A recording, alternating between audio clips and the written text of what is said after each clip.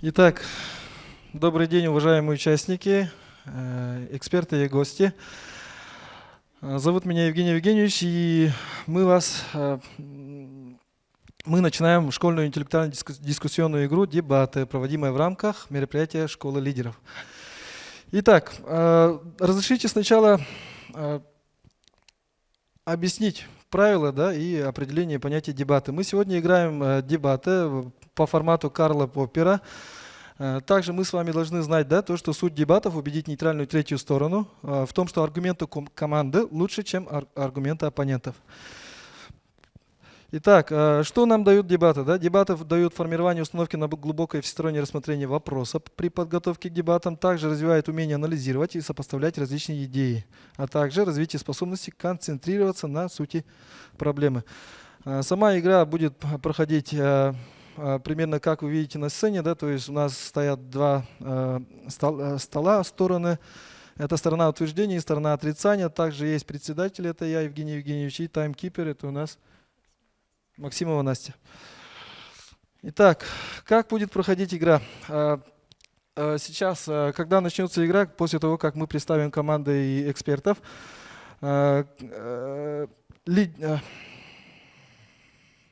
лидеры команд подходят ко мне и к жеребьевке выбирают листы, да, и по которым мы с вами определим, какие команды начнут первую игру. Всего у нас запланировано 4 игры, есть 4 темы, позднее мы покажем сейчас. Итак, смотрим, пожалуйста, на презентацию. У нас смотрим, да, сверху это буквы У1 до У3, да, и О1 до О3. У нас показывают они то, что это команда утверждения, да, спикер первый, команда утверждения спикер 2 и, соответственно, третий. Такая же сторона у команды отрицания. Итак, начинает игру команда утверждения спикер 1, да, также по жеребьевке. Так, обязанность спикера первого, да, команды утверждения, то, что обязательно, еще раз не забываем, представлять команду, показывать актуальность темы, дать определение по ключевым понятиям темы, также представить все аргументы команды в организованной форме. Вторым выступает третий спикер, ну, скорее так, задает перекрестные вопросы первому спикеру. То есть, еще раз прошу, чтобы первый спикер, который выходил к трибуне, да, оставался на месте еще 3 минуты для ответов на перекрестные вопросы. Дальше отвечает спикер первой команды отрицания, да, также им дается время 5 минут. Также принимает определение утверждающей команды и также представляет свою команду, дает определение по основным понятиям и опровергает аргументы противоположной команды. Также следующим выступает третий спикер команды утверждения, да, опять же задает перекрестные вопросы по регламенту 3 минуты. Дальше выступает второй спикер команды утверждения, также 5 минут. Да, в его задачи входит опровержение аргументов команды спикера первого, команды отрицания. Также восстанавливает аргументы утверждающей команды, представляет доказательства, подтверждает утверждающую линию. И также здесь новые аргументы не приводятся. Ему задает перекрестные вопросы противоположная команда, спикер первый. Также регламент 3 минуты. Потом выступает второй спикер команды отрицания, да, также 5 минут. Потом ему перекрестные вопросы задает первый спикер команды утверждения, также 3 минуты. И завершает первую игру, соответственно, спикеры третьи, да, команды утверждения, потом отрицания. Внимание, им вопросы не задаются. Регламент также 5 минут на выступление. Итак, основные правила объяснены. Давайте теперь перейдем к основным темам. Да? Еще раз напоминаем то, что темы у нас были выбраны, скажем так, локальные, да, районные, то есть все темы актуальные, проблемные для Республики Саха-Якутия. Первая тема у нас также по жеребьевке, да, какая тема попадется, команда не знают. Это то, что Якутия сырьевой придаток Российской Федерации. То есть команда утверждения за, соответственно, команда отрицания выступает против. Вторая тема. Иммигранты в Республике Саха-Якутия. Также команда, если по жеребьевку выберут команду утверждения, то, соответственно, выступает за и команда отрицания против. Третья тема. человек обязан ответственно относиться к охране леса. Да? Здесь подразумевалась тема то, что команда утверждения должна выступать в пользу идеи того, что нужно принимать жесткие меры по охране окружающей среды. Можно даже вплоть до того, что гражданам, наверное, запретят, да, выходить в лес, потому что, наверное, скорее всего, только такими мерами можно предотвратить лесные пожары, которые с каждым годом все больше и больше становятся. Соответственно, другая сторона выступает против этой идеи. Так, и четвертая тема – это проблема город-село в Республике Саха-Якутия, да, отток трудовых ресурсов из села в город. Хорошо. Итак, все темы объявлены. Еще раз, давайте представим, пожалуйста, команды. Команда, пожалуйста, на сцену. Партия номер 1. Представляем Сайды. Алексеева Алена, 10 А класс, президент. Прошу, встречаем. Второй спикер Гоголева Айлина, премьер-министр. И Фомина Кристина, пожалуйста, вот на эту сторону. Здесь, рядом. Полукругом стоим. Вторая партия Алгыс Григорьев Юрий, 10 В класс, президент. Встречаем. Второй спикер Алексеева Анастасия, 10 Д класс, премьер-министр. И третий спикер Корякин Борис, 10 Б класс. Партия номер 3 Самого. Сивцев Аратхан, 10 Б класс, президент. Баишев Урульдан, 10 Б класс, премьер-министр. И Ефремова Сардана, 10 Б класс. И партия номер 4, которые сегодня будут играть, команда партии названия СРЛ. Иванова Лиса, 10 Д класс, президент. Федорова Лилия, 10 Г класс, премьер-министр. И третий спикер Артемьев Аял, 10 В класс. Итак, это наши с вами сегодняшние участники. Теперь давайте представляем уважаемых экспертов. Шадрин Юрий Васильевич, учитель истории и обществознания, председатель игры. Черяев Анатолий Николаевич, заместитель директора по воспитанию и социализации гимназии. Никитина Анна Викторовна, психолог гимназии. Санникова Светлана Октябриновна, лаборант кабинета химии. И Барахов Данил, действующий президент гимназии, ученик 11 Б класса. Итак, даем напутственные слова директору школы Пермяковой Валентине Семеновне.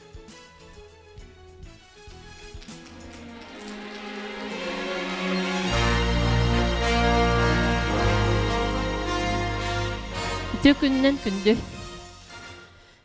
бүгінгі күн кыттылақтары, онна биге тон гимназия бытыгар президентіңі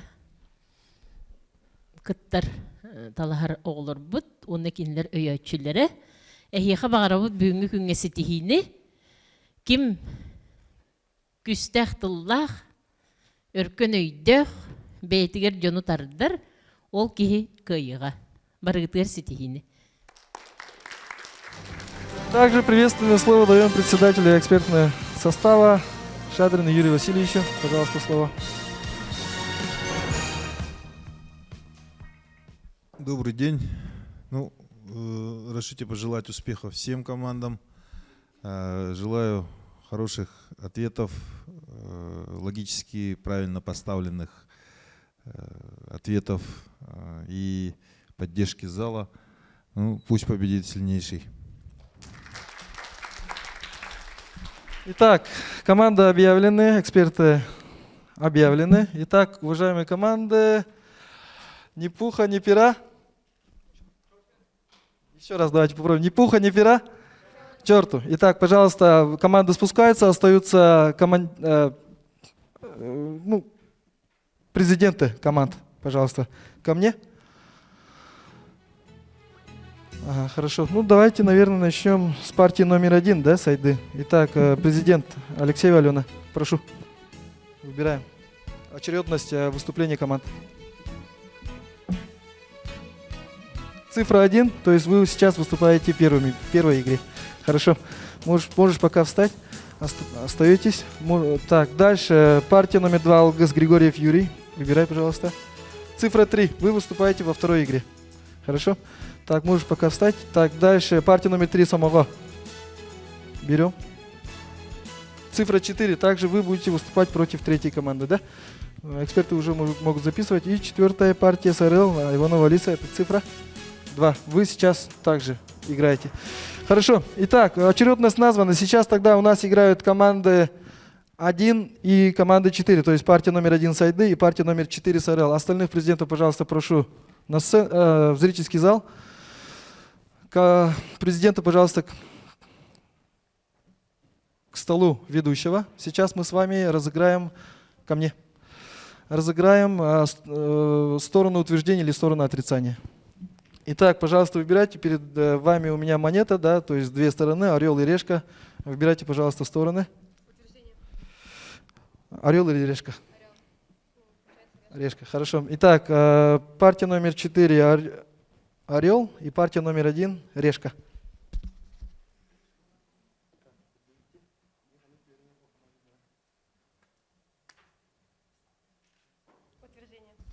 Итак, у нас выпала сторона решки, да, то есть выбирает команда партии номер 1 Сайды, Алексеева Алена. Итак, ваш ответ? Утверждение. Хорошо, утверждение.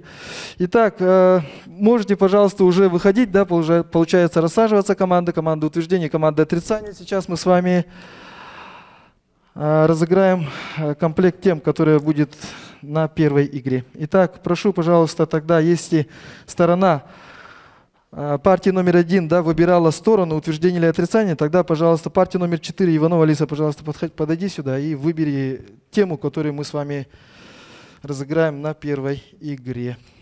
Итак, прошу. Итак, тема номер 3. Сейчас игра. Прошу садиться. Открываем тему. Тема у нас называется «Человек обязан ответственно относиться к охране леса». Итак, перед каждыми командами есть микрофоны. Время на подготовке не дается, так как темы были заранее оглашены. Итак, прошу таймкипера засечь время. Да, на первое выступление мы даем 5 минут. Итак, команда готова?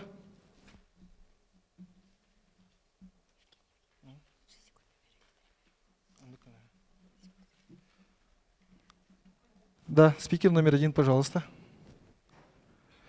Не забываем представлять команду. Итак, время пошло.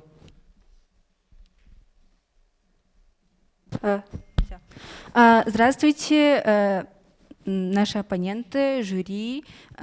Мы команда партия номер 1 Сайды. Первым спикером являюсь я, Фомина Кристина. Второй спикер – это Гоголева Алина. И третий спикер – наша Алексеева Алена. Наша тема, как говорится, третья. Мы за утверждение то, что сейчас очень много экологических проблем, и не только в Якутии, а вообще во всем мире, но сейчас мы говорим про Якутию. И начнем с того, что проблемы есть и были всегда. Вот.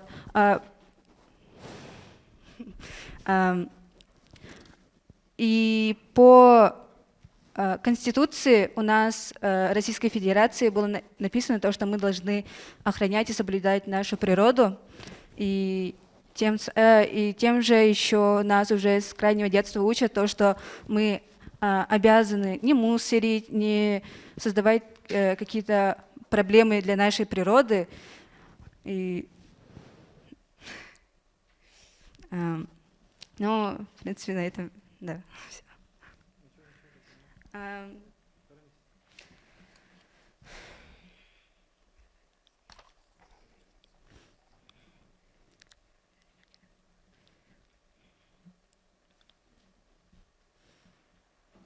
Также охрана нашего леса нужна для нашего будущего поколения, так как мы им оставляем нашу землю, которая является общей, и чтобы дальше процветать, дальше мы должны охранять, сохранять и не создавать лишние проблемы для нашей природы, так как она и без нашего участия очень много страдает. Аргументом 1: человек обязан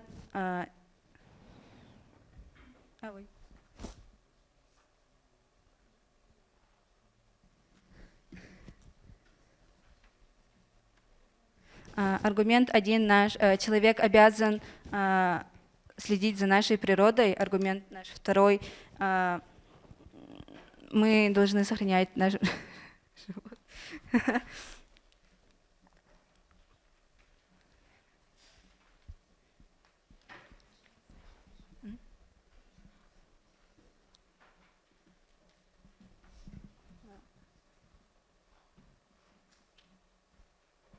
Все, наверное. Выступление закончено? Хорошо, спасибо. Время 2 минуты 50 секунд. Так, пожалуйста, вопросы. Третий спикер команды Тицани. По выступлению.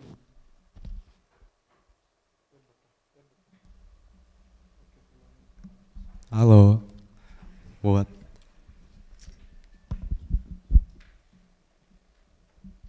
Вы сказали, что охрана для будущего, но вы считаете, что мы здесь останемся и останемся как паразиты, да, то есть? Нет. Экологические проблемы нас уже преследуют уже с нашего существования, и даже без нашего участия они уже были. И так как мы еще не знаем, когда мы улетим куда-то в Марс или не знаю, мы должны сохранять и оставить что-нибудь хотя бы лучшее, чтобы нашим поколениям было легче справляться со всем. Вы сказали, что мы улетите, но при этом утверждаете, что наше будущее поколение останется здесь. Я не говорила то, что мы в общем останемся здесь. Мы не знаем. И чтобы увеличить наш срок пребывания здесь, на нашей любимой земле, мы должны сохранить нашу природу, чтобы наша жизнь стала проще будущим поколениям, и недостатки ничего нас не тревожило. Так, внимание, маленькая поправка. Еще раз напоминаем о том, что к первому вопросу, который был задан, по тому же самому вопросу еще раз не задаем. Другого формата вопрос, пожалуйста.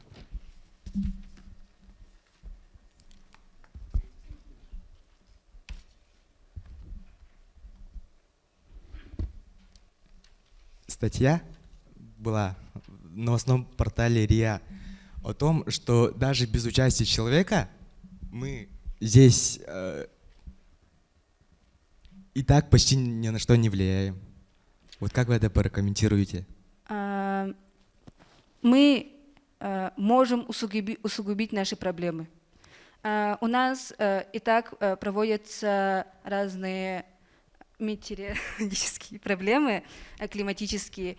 И чтобы не способствовать быстрому проявлению явлений, мне кажется, надо все, ну, вообще не кажется, а вообще в принципе сохранять то, что мы унаследовали от старших, и передать это нашим новым.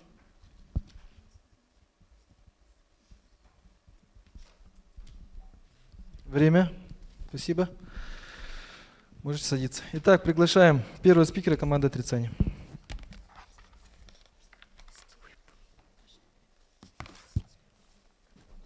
Прошу.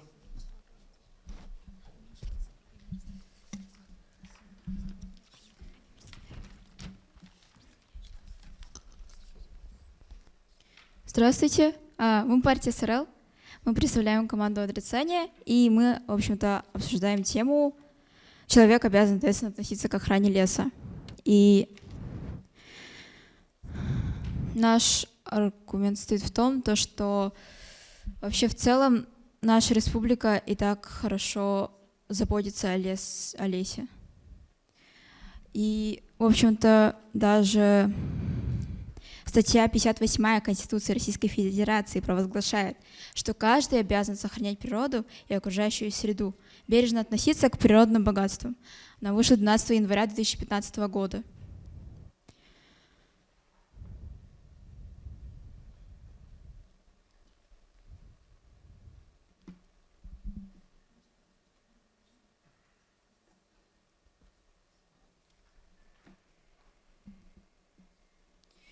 И в целом наша республика на самом-то деле прикладывает очень много усилий, чтобы сохранить этот лес. И в целом вот Российская Федерация, она понимает, что надо все это сохранить для будущего.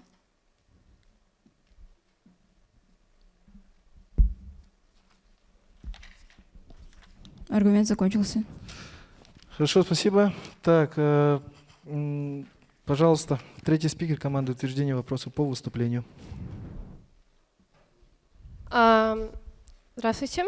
Здравствуйте. Наш вопрос звучит более риторически, но мы хотим услышать ваш ответ. Мгм. Вы сами приняли серединчатую позицию, какую нельзя принимать во время дебатов. Мгм. Сами сказали о том, что в Якутии и так охраняют наш лес. Ну, это еще раз подтверждает то, что вы приняли серединчатую позицию, а не полностью отрицание. Мгм. И еще другой вопрос. Сам факт того, что у нас в Конституции, в самом главном законодательном документе уже написано о том, что мы обязаны охранять свой лес, окружающую среду, не говорит ли о том, что вы противоречите закону, противоречите суверенитету нашего государства и противоречите вообще человеческой гуманности, потому что человек сам по себе социально-биологическое существо, которое живет в биологической среде. Как вы прокомментируете это?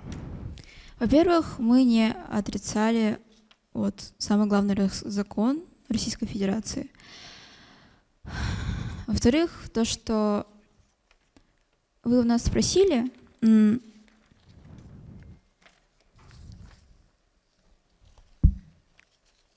в общем-то, мы не отрицали ничего, что вы перечислили только что.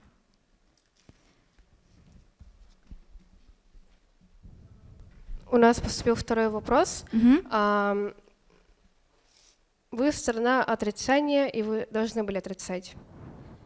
А вы прямо сейчас сказали, что не отрицаете, и у нас на этом все. По теме не пошло.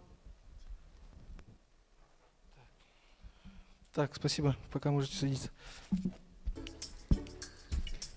Пожалуйста, приглашаем второго спикера команды утверждения. Здравствуйте, меня зовут Гоголева Ирина, я второй спикер команды утверждения. Хочу подтвердить первый аргумент. Это человек обязан защищать нашу природу. Во-первых, это пожары. Пожары в этом году очень сильно подвергли наше здоровье в опасность, и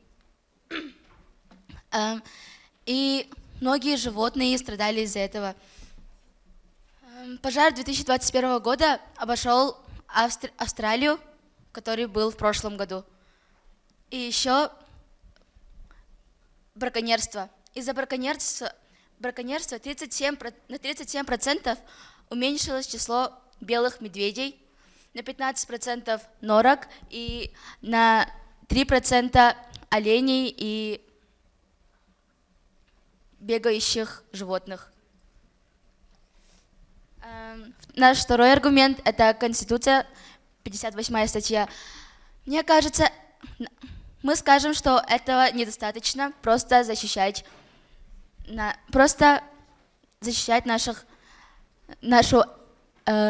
лес, потому что люди уже относятся к этому несерьезно. Они оставляют очень много непотушенных огней, сигарет, все еще убивают животных ради забавы, так вредят нашей экологии и цепочке пищевой.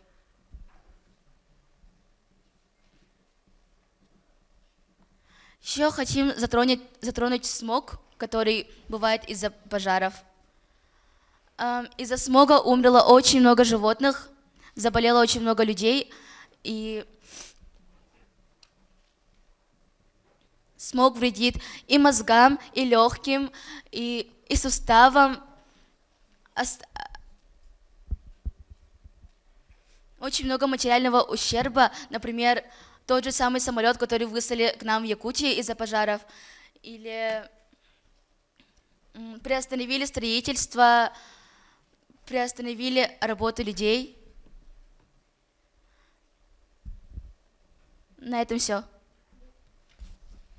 Спасибо за выступление. Время составляет 2 минуты 35 секунд. Итак, прошу сторону отрицания. Спикер номер 1. Вопросы к спикеру номер 2 команды утверждения. Вот вы, допустим, сейчас, да, здравствуйте, перечислили наша тема вот сейчас, это должны ли, человек обязан ответственно относиться к охране леса. Да. И что вот относится вообще в целом? Надо добавить новые законотворческие проекты, которые обязывают людей относиться серьезней к защите нашей экологии. Ну да, но защита экологии, экология — это наука, изучающая состояние вообще в целом среды обитания, в которой мы живем. Экология — это не состояние среды обитания, это экология, это наука о среде обитания. Мы сейчас сказали о обязанности защищать и вообще серьезно относиться к нашей экологии, которая очень сильно в этом году подвергалась к людскому, как сказать, к людскому халатности. Итак, пожалуйста, другого формата вопрос следующий. По выступлению.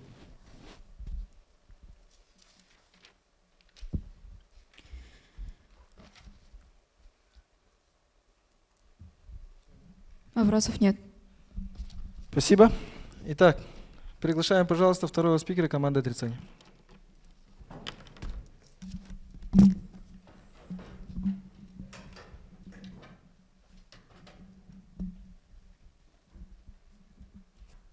Время. Наша команда считает, что леса можно заменить, так как 20% деревьев вырабатывают кислород, остальные 88% это океанические и морские обитатели. Они вырабатывают большинство кислорода. Вместо лесов можно создать специальные растительные фермы, сады, ведь леса нужны нам как ресурсы. Есть множество заменителей лесов, как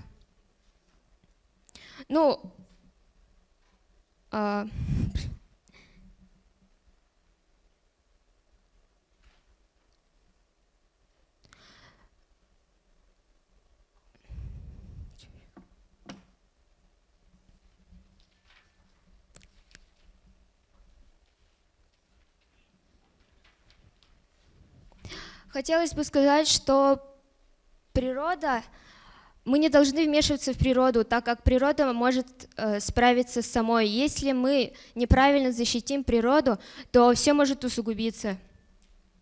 И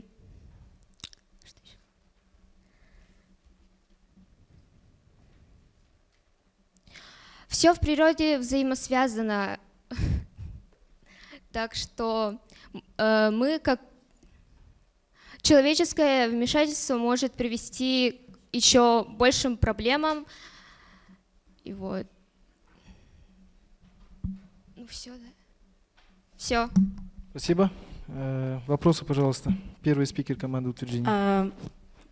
Я бы хотела задать вопрос вам встречный. Как вы видите наше будущее, если вы считаете то, что когда мы будем относиться к этому халатно, что будет в будущем?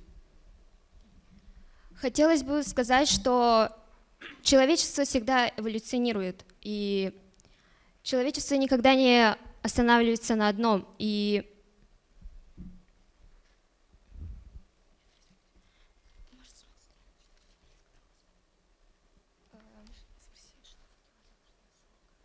всегда можно найти альтернативы. И, как я сказала, можно создать специальные сады, фермы, чтобы флоры и фауны не исчезли. Но леса нам нужны все-таки как ресурс, ведь это одна из главных достоинств Якутии. Вы говорили про замену леса, и есть океаны. Как мы знаем, то, что большинство мест, они...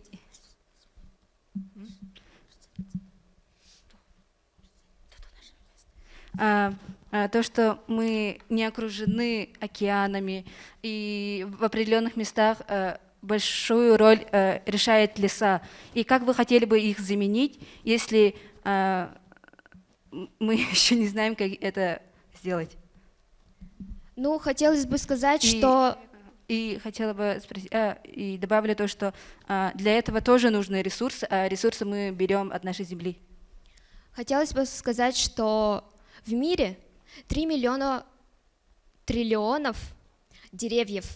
Если в Якутске, по сути, не будет деревьев, мы не умрем. Мы даже не умрем мы умрем только через 200 лет, потому что все-таки у нас есть вода морская, океаническая. Если брать Якутию, то в этом году у нас летом был очень большой пожар, который всех затронул, всех близких и неблизких, и оно подвергло многих к опасности. И вопрос в том, что вы делали на данный момент этого происхождения, как вы себя чувствовали, и вам не было жалко животных, природу саму. Это же все равно происходит от нехалатности, от халатности человека. Большинство пожаров само разгорается, потому что есть люди, которые, как сказать, есть трава. Она растет годами, люди растут годами, из-за этого деревья, листья падают на землю, потом места, где есть листья, там больше трава не растет из-за этих листьев. Вы говорили эти листья, они... Итак, спасибо. Время. Для перекрестного вопроса закончилось 3 минуты. Итак, приступаем к завершению первой игры. Пожалуйста, третий спикер команды утверждения. Подводим итоги, опровергаем аргументы команды отрицания. Добрый день, уважаемые оппоненты, сокомандники, жюри и судьи. Меня зовут Алексеева Алена, и я третий спикер команды утверждения. То есть мы хотим начать со слов наших оппонентов. Мы умрем через 10 лет.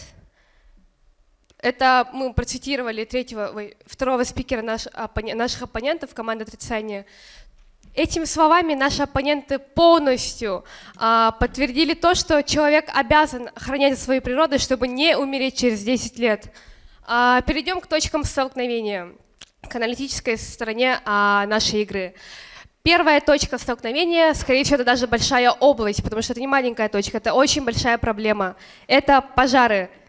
И, как говорил наш второй спикер, пожары происходят в 70% из-за халатности, из-за ошибки, из-за каких-то бычков человеческих рук.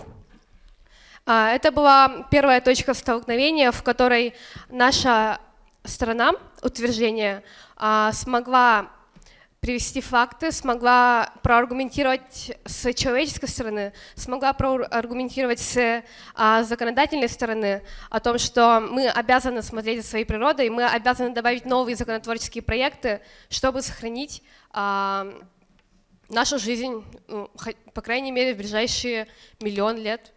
Во время первой области столкновения наши оппоненты не контраргументировали, хотя их сторона полностью отрицание. 80% своей речи они должны были отрицать нас, но мы, к сожалению, этого не услышали, поэтому дальше прооперировать мы почти не смогли.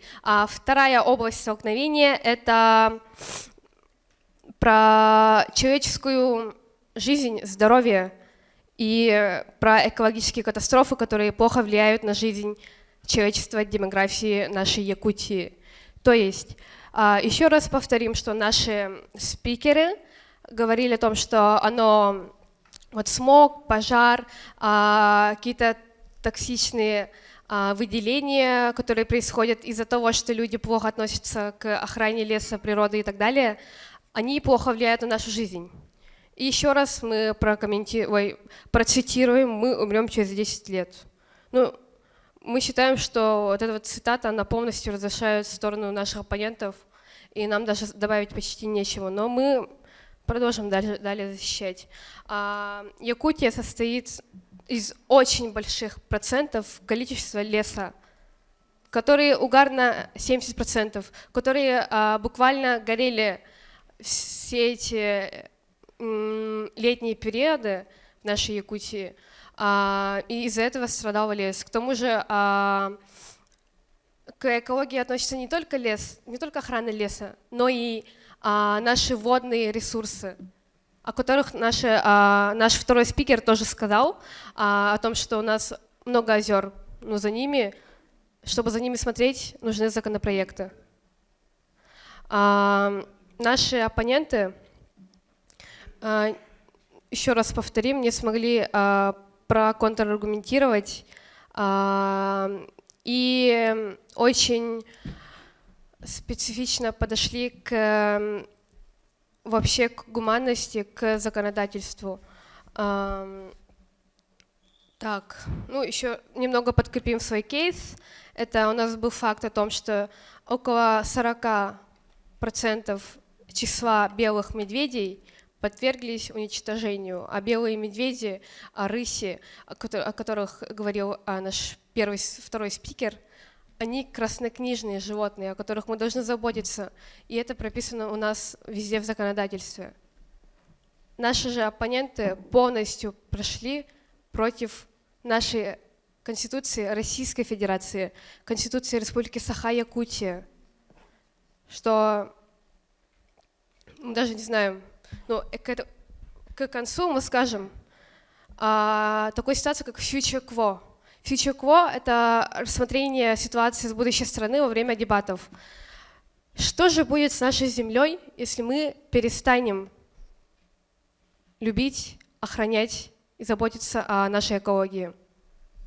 В третий раз процитирую наших оппонентов: мы умрем через 10 лет. Спасибо за внимание. Спасибо. Так, пожалуйста, третий спикер команды отрицания. Артемий Фаял, пожалуйста, к трибуне. Пожалуйста, на личности не переходим, по сути отвечаем. Время. Хочу поправить своих оппонентов. Наш спикер сказал, что мы умрем не через 10 лет, мы умрем через 200 лет. Вот. Между 10 и 200 лет еще есть 190. Вырубка лесов вообще почему происходит? Она происходит, например, если взять Якутию, у нас нет пригодных для жилья больших полей или нету.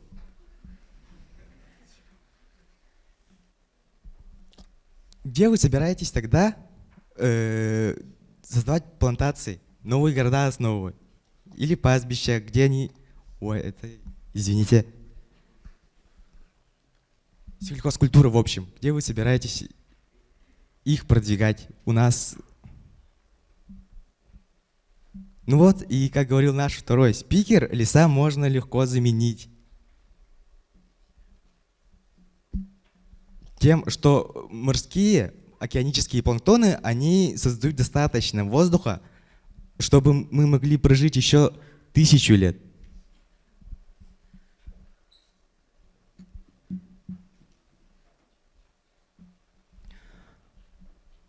И вот все то, что есть в лесу, если оно пойдет во благо человечеству, я считаю, наше население возрастет во сколько? В 3 раза. Население Земли. Ладно, все. Спасибо. Время минута 58. Итак, уважаемые эксперты, уважаемые зрители, гости, у нас первая игра подошла к концу. Мнения высказаны, аргументы высказаны, решение за экспертами. Если у вас есть комментарии, то пожалуйста. Это я скажу, да, с вашего позволения. Хочется сказать, да, ребята, давайте как-то корректно относиться друг к другу. Немножко задевает то, что вот очень много происходит наездов друг на друга словами, что вот вы говорили это, то говорили, да. Мы не говорим о том, что кто-то ошибся или кто-то сказал что-то лишнее. У нас сегодня самая главная цель – это отстоять свою точку зрения утверждения и точку зрения отрицания, а не муссирование какими-то фактами, и причем фактами совершенно непонятными, откуда вы взяли, там кто-то что-то недорасслышал, что-то и так далее, да. Поэтому давайте будем внимательны друг к другу и немного будем уважительно относиться к друг другу, да, ребята? Правильно? Вот. Ну, вот такое первое. И, Евгений Евгеньевич, еще просьба, да, вот, может быть, сократим период, регламент выступления, да, потому что чувствуется очень долго, еще у нас 3 темы, они, наверное, просто будет немножко тяжело, поэтому предлагаю сократить период выступления. Ну, 3 минуты, да, было? Может 5 быть, минут было 5, на да. выступление. До 3? Нет, вот последние, да, утверждения, там, обобщение и так далее, может 1,5 минуты, 2 минуты сделать. Хорошо. Ну, так, Спасибо. тогда выступление 3 минуты и перекрестные вопросы 2 минуты.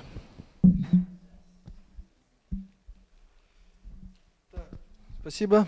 Так, ну, команда, просим в зрительский зал. Эксперты потом оглашат результаты вашей игры первой. Спасибо за выступление.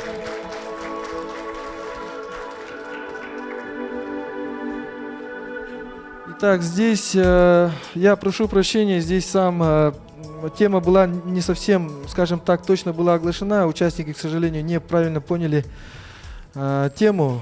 Здесь сторона утверждения должна была доказывать то, что именно существующее законодательство в сфере охраны окружающей среды недостаточное. И сторона утверждения должна была доказывать то, что именно ответственно относиться имелось в виду то, что нужно ужесточать, нужно вводить какие-то изменения именно, как уже говорилось, в законодательную сферу.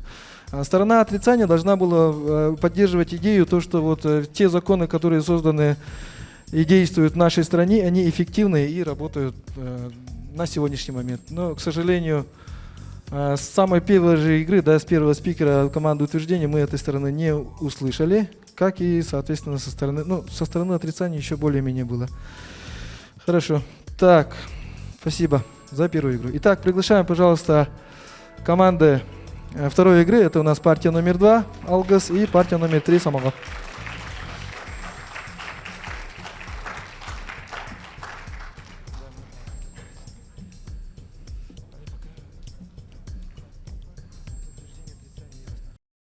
Итак, пожалуйста, команда, пока встаньте рядом со столами, да, сейчас все равно мы сделаем жеребьевку, и какая сторона будет понятна, рядом с каким.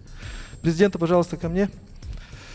Итак, у нас президент Григорьев Юрий, 10 В, партия номер 2 ЛГС, и Сивцев Арылхан, 10 Б, партия номер 3 Самова. Итак, пожалуйста, сначала выберем сторону.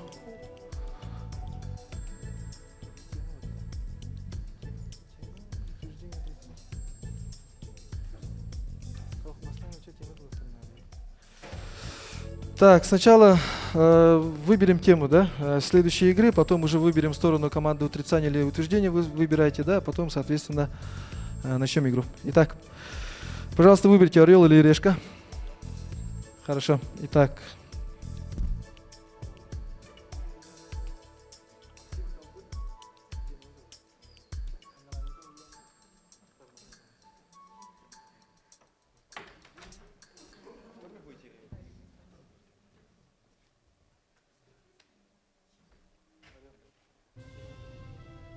Выбирает, пожалуйста, тему «Сторона орла». Итак, тема игры у нас номер 4 сейчас. И тогда давайте еще раз, да, орел и решку. Теперь выберем сторону утверждения или отрицания. Тема номер 4 звучит «Проблема город-село» в республике Саха-Якутия, да, отток трудовых ресурсов из села в город. Итак, сторона утверждения или отрицания выбираем. Орел и решка.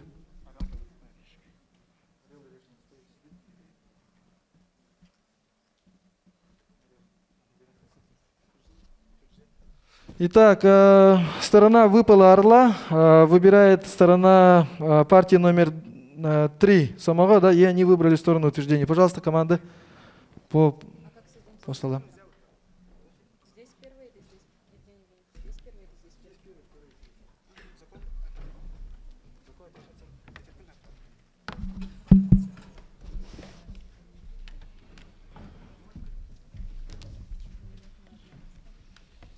Итак, мы приступаем ко второй игре. Итак, тема выбрана номер 4, да, проблема город-село. Хорошо. Так, давайте начнем. Команда утверждения. Первый спикер, пожалуйста. Регламент у нас еще раз сократили. 3 минуты. Время. Добрый день, уважаемые судьи, команда отрицания, моя команда и зрители. Я первый спикер команды утверждения Сивцев Арлхан. Разрешите представить нашу команду. Второй спикер Ефремова Сардана, третий спикер Баишев Руйдан. Сегодняшняя тема для обсуждения – это проблема город-село, отток трудовых ресурсов из села в город. Действительно, данная тема является очень актуальной. Город – это крупный населенный пункт, административный, торговый и промышленный центр. Село – это большое крестьянское население. Трудовые ресурсы – это та часть населения, обладающая физическими развитиями и интеллектуальными способностями, необходимыми для трудовой деятельности. В трудовые ресурсы входят как занятые, так и потенциальными работниками. Урбанизация – это исторический процесс увеличения количества городов и сосредоточения в них политической, экономической и культурной жизни государства. Отрицательные стороны урбанизации проявляются перезагрузкой автострад личным транспортом, загрязненностью окружающей среды, перемещением населения из сельской местности в городскую зону и как следствие сокращения сельскохозяйственного сектора в экономике. Сложности перемещения из пригорода в город из отсутствия доступности в общественного транспорта. Увеличение преступности, проблемы утилизации мусора, нехватка жилья. И наш первый аргумент – это экономический рост и развитие. У меня все. Спасибо. Время минута 50. Пожалуйста, третий спикер команды отрицания. Время 2 минуты. Время. Вопросов нет. Спасибо. Приглашаем спикера команды отрицания Григорьева Юрия. Время. Здравствуйте, дорогой судья, жюри, оппоненты и, конечно же, зрители. Хотелось бы сказать то, что отток ресурсов и вообще утечка мозгов из села в город не является проблемой, потому что в улусах и селах вообще, в принципе, живут очень даже амбициозные люди, дети. И когда они уезжают, ну, они, конечно же, большинство из них хотят уехать куда-нибудь в город, Якутск, Алдан, Мирный. И вот таким образом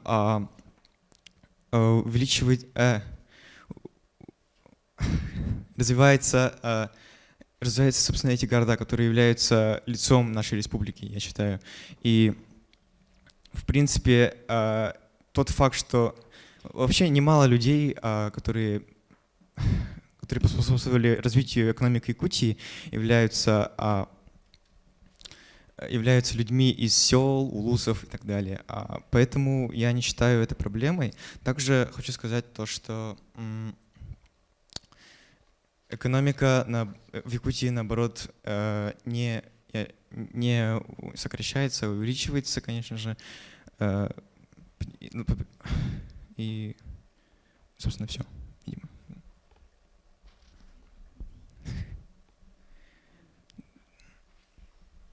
Закончила? Это Хорошо, были мои спасибо. аргументы. Так, пожалуйста, вопросы. Спикер номер 3. Алло. Добрый день. Я спикер 3. Хотел бы спросить у спикера 1 вопросы. Ага, так, вы сказали то, что экономика Якутии, наоборот, увеличивается, а не падает. Что вы на этот счет ответите? Каким образом? Тем, что из сел, как бы я и сказал, то, что приходят действительно амбициозные и умные люди, которые очень даже способные и действительно влияют на экономику нашей республики. Так, вы считаете то, что в Улусах живут осознанные люди? То есть осознанные и культурные люди? Получается так? Я считаю так, да. Так, ага. Вопрос далее. Кто будет заниматься сельским хозяйством? Люди, которые там останутся, для которых это является целью в жизни, и которые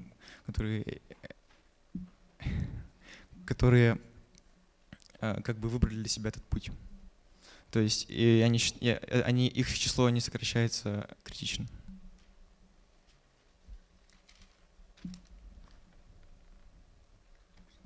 Что вы скажете насчет агропромышленности? В каком смысле? В плане того, что если будет происходить отток ресурсов, трудовых ресурсов, то и агропромышленности не будет. Сократится. Опять же, я не думаю, что это будет настолько критично, ведь вместе с городами село тоже развивается. Что еще раз повторите? С городами село тоже развивается. Итак, спасибо. Плохо слышно. Время 2 минуты. Спасибо за хорошие вопросы и за выступление. Итак, приглашаем второго спикера команды утверждения.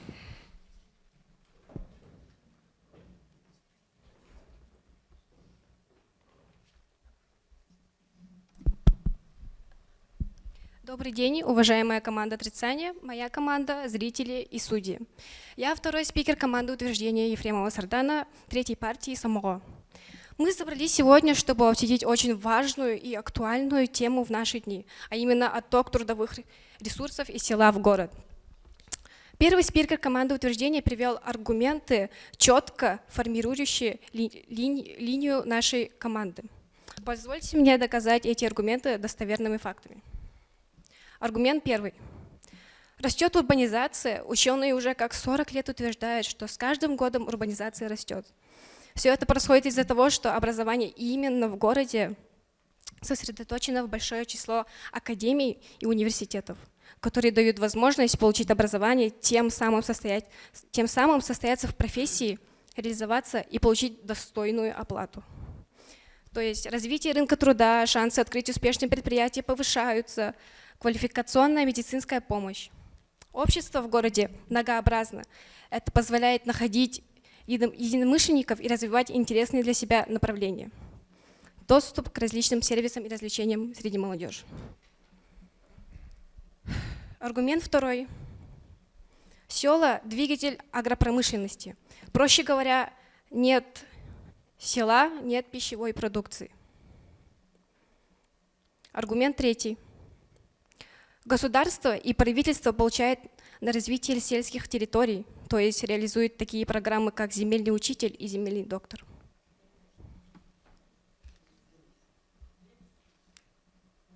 Все. Хорошо, спасибо. Так, время минута 46. Пожалуйста, вопросы. Ко второму спикеру, спикер номер 1, команда отрицания.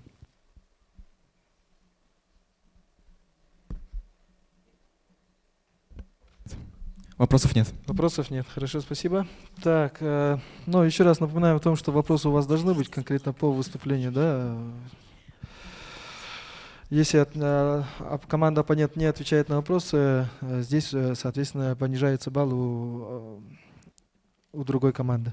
Так что вопросы надо задавать. Хорошо. Так, и, пожалуйста, второй спикер. Команда отрицания.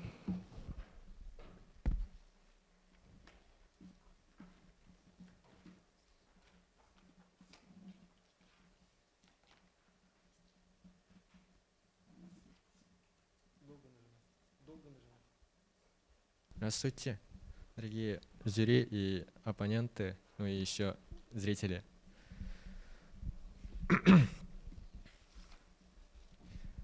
Как говорил второй спикер, она утверждала, что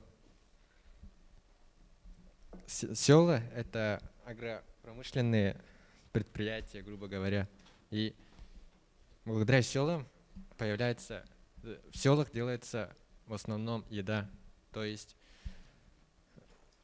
ингредиенты для еды. Вот.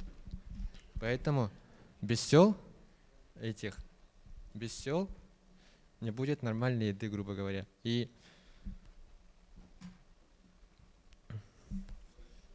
если урбанизация станет слишком большой, и эти дети, новое поколение села будут хотеть уйти в город, чтобы стать этими.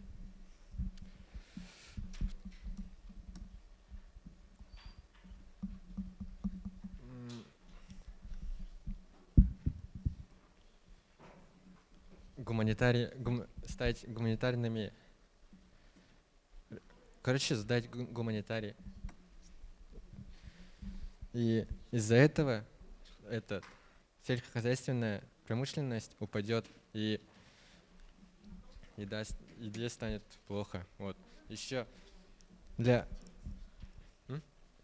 Ладно.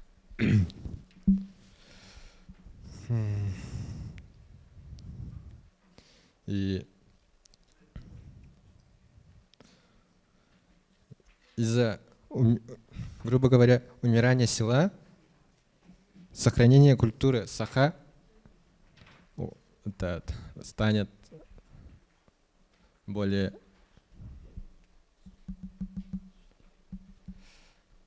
не станет существовать. Вот. Из-за того, что саха должен добывать себе рыбу, охотиться и в сельхозе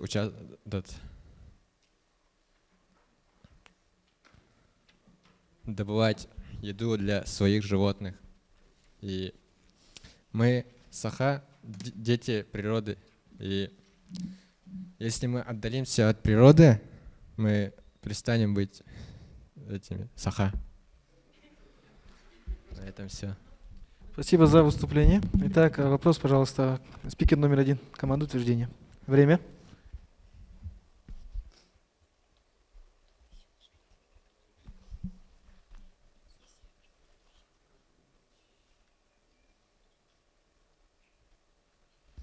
Пожалуйста, вопросы. Здравствуйте, спикер номер 1, команда утверждения. Без сел не будет агропромышленности. Вы так сказали. Я утверждал обратно. Пожалуйста, дослушаем вопрос до конца, это не вопрос.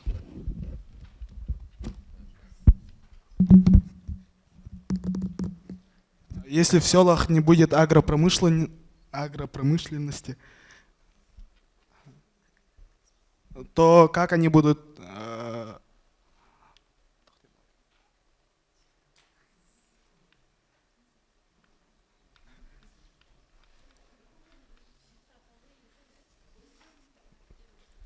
Кайдах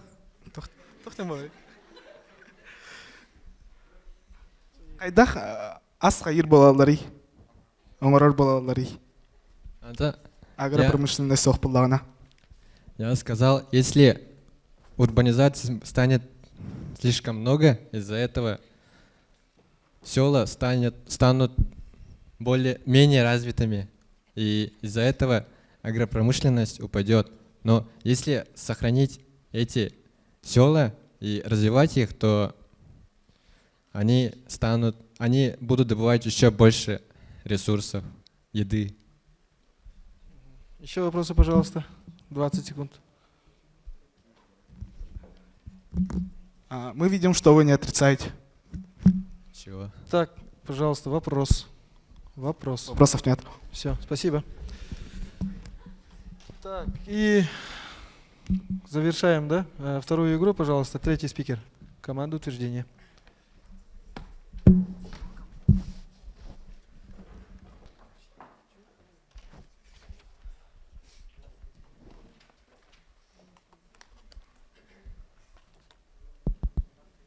Так, добрый день, уважаемая команда отрицания. Моя команда, зрители и судья. Я третий спикер команды третьей партии самого Байшев Руйдан. Сегодня прошла очень живая дискуссия по теме проблема город-село, отток трудовых ресурсов из сел в город. И мы считаем, что аргументы, тезисы, факты нашей команды звучат более убедительнее, чем аргументы команды отрицания. Стоит отметить, что сегодня, как такового, я могу отметить то, что команда отрицающая, они никак не отрицали эту тему.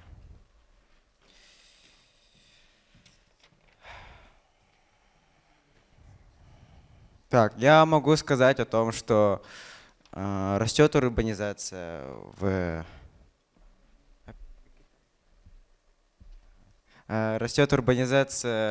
плане того, что из сел переезжают в город, и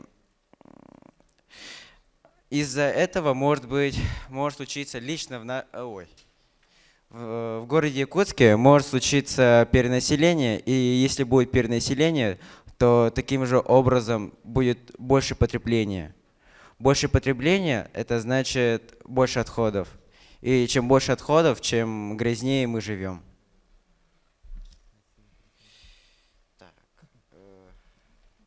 Извини, пожалуйста, ваша сторона, если утверждение, вы наоборот утверждаете то, что и отток из села влияет положительно для городов.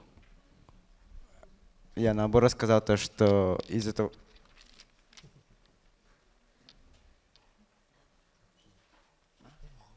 Ну, это будет плохо, если будет перенаселение.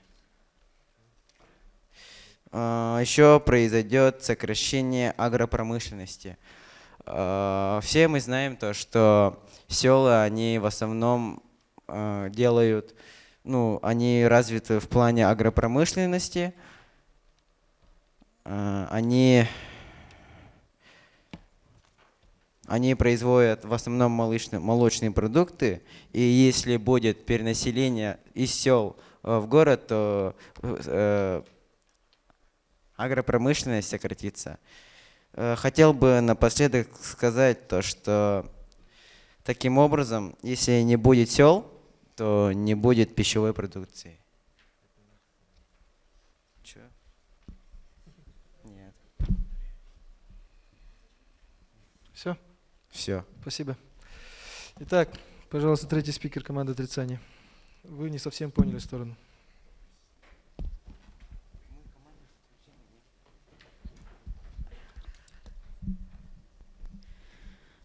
Всем здравствуйте, уважаемые судьи, жюри, зрители, оппоненты и сокомандники. Как меня уже представлял мой первый спикер, я Алексеева Анастасия, третий спикер команды отрицания. И сейчас я буду говорить о наших точках столкновения. И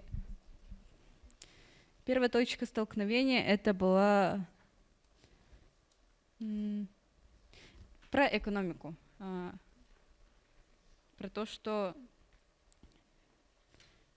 экономика развивается именно в городах.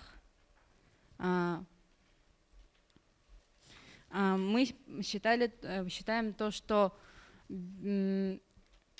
села очень сильно влияют на экономику нашей республики, потому что в них сосредоточены самая большая часть сельского хозяйства сосредоточена на селах. Это же и есть наша вторая точка столкновения. Это сельское хозяйство. Команда утверждения приняла нашу сторону о том, что если не будет сел, то не будет, грубо говоря, еды. То есть они подтвердили то, что сельское хозяйство сосредоточено в селах. То есть если не будет села, то не будет еды. А также мы говорили про то, что если не будет сел, деревень, то мы, жители Якутии, начнем забывать саха. Наши традиции, наши обычаи, то есть наш язык даже, потому что люди, приезжая в город, начинают говорить на русском языке и забывать о наших традициях, о наших обычаях. Также была точка столкновения про рост урбанизации, вроде бы, да. Про урбанизацию, в общем, наши оппоненты сказали то, что если люди из сел начнут переезжать в города, то города начнут развиваться. И снова же, а как же тогда наши села, в которых сосредоточено сельское хозяйство, в которых есть местность для, как сказать? Спасибо. По регламенту время. 3 минуты, всем 4 спасибо. секунды. Хорошо. Итак, у нас выступили все спикеры обеих команд стороны утверждения и стороны отрицания. Пожалуйста, просим вас в зрительный зал. Сейчас мы ждем результатов оглашения по баллам экспертов и также комментарий по игре.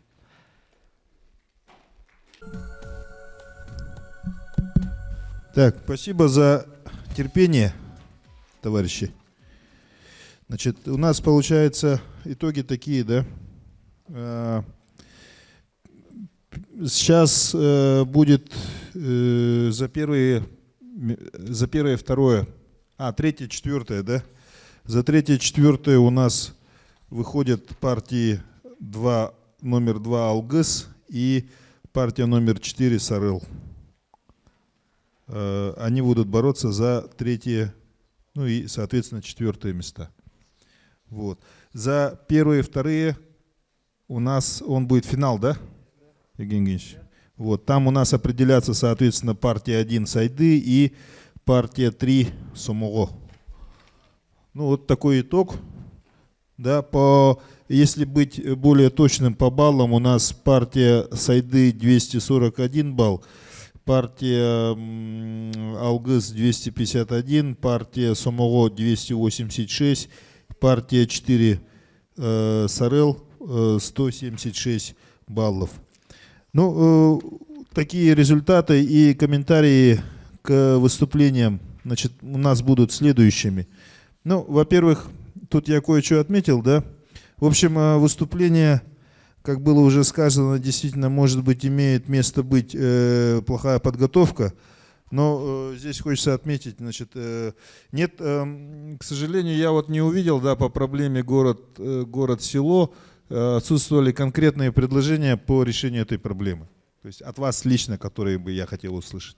То есть вот мы предлагаем решить эту проблему таким образом, да, ну, скажем, возьмем так, просто с воздуха, да, там увеличить, там выплачивать деньги, да, кто приезжает из деревни в город, да, или же наоборот, молодежи больше там оставаться, чтобы оставалось в деревне, там что-то какие-то условия создавать, конкретно, да, вот какие-то точечные такие проблемные вопросы. Этого не было у вас. Вы просто говорите, да, действительно, вот эта проблема. То есть она поверхностно у вас обсуждается. Есть информация И немножко порадовало, что вот там было сказано, была информация о мерах государственной поддержки, и конкретно были названы кое-какие государственные программы. Да? Еще, значит, замечание такое, неготовность сразу задать вопрос, да, вот когда у нас спикер там 2 задает вопрос спикеру 1 в команде, да, бывает встали и стоят, молчат, то есть не могут ответить, не могут задать вопрос. У вас же, в принципе, схема дебатирования, она же, понятно же, вы же знаете, третье первому, там, первый третьему и так далее задает утверждение, отрицание у вас уже заранее белем булухтах полакумават. Открыто говорить, вот многие утверждают, да, что вот прямо открыто говорят, что мы лучше, а они хуже нас. Ну, это, во-первых, некорректно и некрасиво. Это открыто говорить, что мы лучше, а вот они, вот они хуже нас. Это некорректно по отношению к своему оппоненту. И, к сожалению, некоторые спикеры у нас не понимают вообще тему проблематики. То есть они должны были утверждать, а они наоборот отрицают. Или же наоборот отрицают, при том, что они должны были утверждать. То есть у нас получается обратное. Так. И, как было вначале сказано, да, действительно, вот там у нас немножко какая-то агрессия была по отношению друг к другу, вот, к оппоненту. Поэтому давайте немножко будем вежливее. Все же у нас это дебатирование. Ну, а вообще это действительно школа, которая дает вам потом впоследствии действительно поддерживать ту или иную точку зрения, отстаивать ее. Я думаю, уверен, она вам в будущем пригодится. Спасибо. Спасибо за очень хорошие комментарии, да, полностью я с вами согласен, коллега. И командам и зрителям на следующий раз, пожалуйста, вот эти ошибки принять и исправить, пожалуйста. Хорошо, итак, начинаем. Второй круг игр, да, за 3-4 место, и потом уже следующая игра уже будет финал за 1-2 место. Итак, приглашаются к 3-й игре команды. Так. Ага. Партия номер 2, да, Алгыс и президент Григорьев Юрий, и партия номер 4, СРЛ, Иванова Алиса, президент.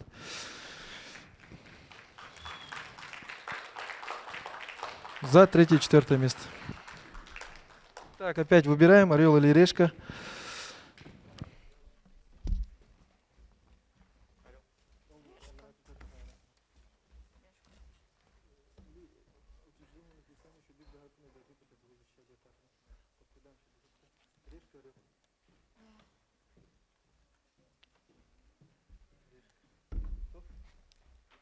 Выпала решка. Кто выбирает? Алиса Эмета. Так, пожалуйста, выбираем тему. Да, это пока тема. Итак, за 3-4 место у нас тема 2. Итак, финалисты, пожалуйста, готовимся по первой теме. Итак, тема 2 звучит у нас следующим образом. Мигранты в Республике Саха-Якутия за и против. Итак, тема выбрана. Давайте теперь выберем сторону утверждения и отрицания.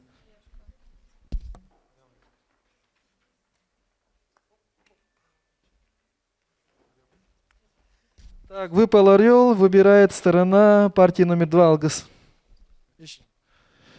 Итак, партия номер 2 Алгыс выбирает сторону утверждения, пожалуйста, садитесь. И партия номер 4 СРЛ, сторона отрицания. Итак, еще раз, образно, очень просто объясняем о том, что команда утверждения защищает точку зрения, то, что мигранты в республике — это есть развитие, да, если говорить кратко. Есть сторона отрицания, защищает сторону того, что мигранты в республике — это есть, соответственно, ну, образно говоря, хаос. Хорошо, итак, приступаем. Пожалуйста. Первый спикер команды утверждения. Регламент 3 минуты.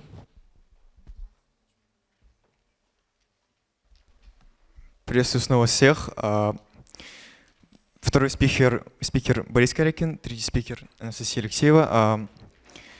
Актуальность этой темы сложно переоценить, потому что иммигранты заполнили Якутию, и эта тема сейчас невероятно актуальна.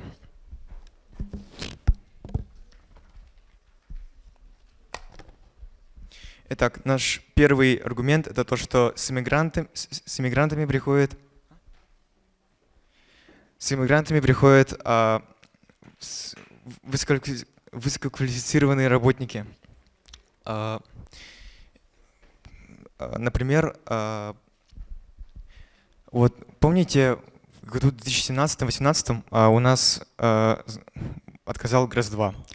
Вот тогда трубы были именно что американские, поэтому ни якуты, ни русские даже не смогли с этим разобраться, и поэтому нас позвали, поэтому в этой ситуации позвали американцев. Опять же, и также хочу сказать то, что эмигранты вообще-то восполняют потребности республики. У нас развита тема нехватки рабочей силы.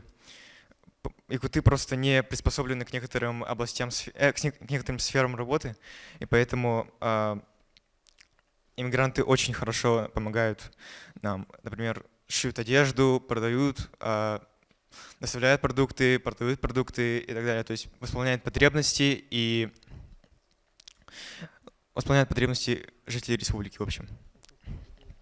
А также я хочу сказать то, что они, по сути, являются налогоплательщиками, а также потребителями, что тоже полезно для нашей республики. И хочу сказать о том, что вот добавить к нехватке рабочей силы, то что с 2017 по транспортировке и хранении с 387 человек сократилось до 33 человек в этом году. Также по обрабатывающем производстве с 277 человек в 2018 сократилось до 14 человек в этом году. А также в области строительства было 1365 человек, а в этом году было 405 человек. Поэтому и то, что и в нашей Якутии очень целых более 2000 свободных вакансий в этих сферах, и поэтому иммигранты очень нам помогают. Аргументы на все. Спасибо. Время выступления 2 минуты 41 секунда. Итак, пожалуйста, третий спикер команды отрицания. Вопросы? Время пошло. Вот, вы говорите то, что у нас появилась рабочая сила, а это не создает у нас конкуренцию на рынке труда? Создает, но появление конкуренции, да, развивает экономику и, собственно, качество товаров. Потому что в этом случае люди стараются увеличить качество товаров, чтобы люди его покупали.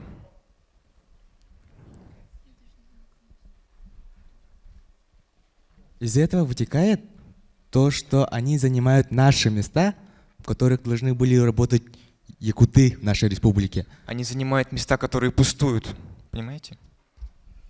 Хорошо. Другого формата вопрос, пожалуйста. Нет вопросов. Спасибо. Спасибо за выступление и вопросы.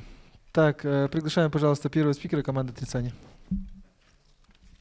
Иванова Алиса, президент партии номер 4 СРЛ. Время. Добрый день. Я первый спикер команды отрицания. Меня зовут Иванова Алиса. Второго спикера зовут Федорова Лилия, и третьего спикера зовут Артемий Фаял. В целом, мы говорим на тему иммигранты в республике за и против.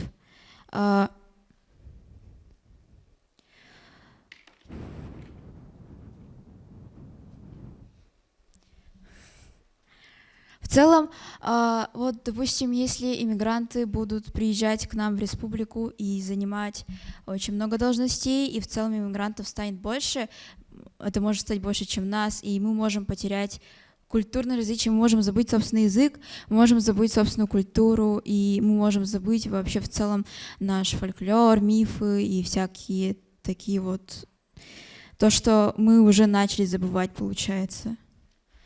И в целом, в основном, мигранты, которые приезжают к нам, это в основном мужчины. И у нас с этими мигрантами в целом разный менталитет. И из-за этого среди мигрантов совершается 98... В общем, было совершено криминал мигрантами 90,98 преступлений за полгода. Источник ЕСИА.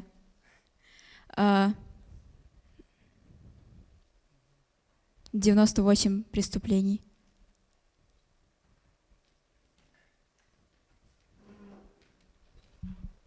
Ну, на этом все. Жду вопросов. Хорошо, минута 47, пожалуйста. Третий спикер команды утверждения. Просим. Регламент 2 минуты, время пошло.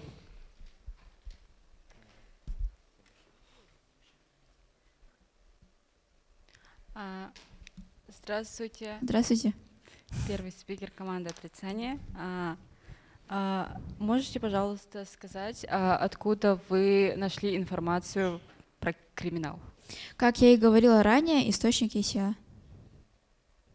Источники? Я сия. Спасибо. Мгм. Следующий вопрос.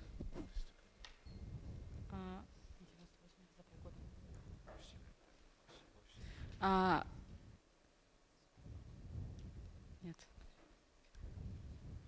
А вы можете сейчас сказать примерно, ну, год, дату, сколько уже, когда начали мигранты приезжать в нашу республику? Мигранты в целом приезжали в нашу республику достаточно довольное время. И в последнее время их стало больше. И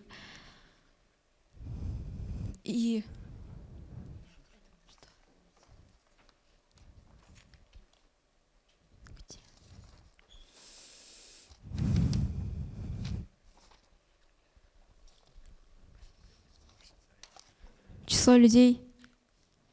В общем, вообще в целом за определенное количество времени, за 2021 год, за полугодие 2021 года приехало 3781 человек.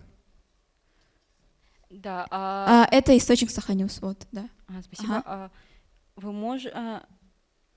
Вот это вот число 98 преступлений за полгода, оно постоянное или меняется?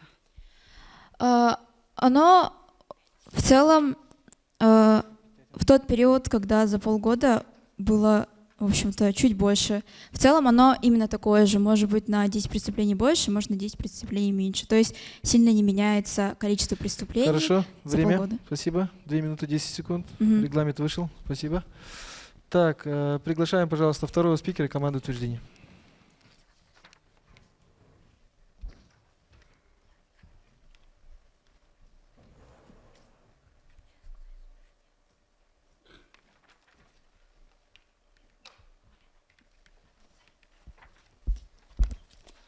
Здравствуйте еще раз. Это я дополню слова первого спикера из моей команды. И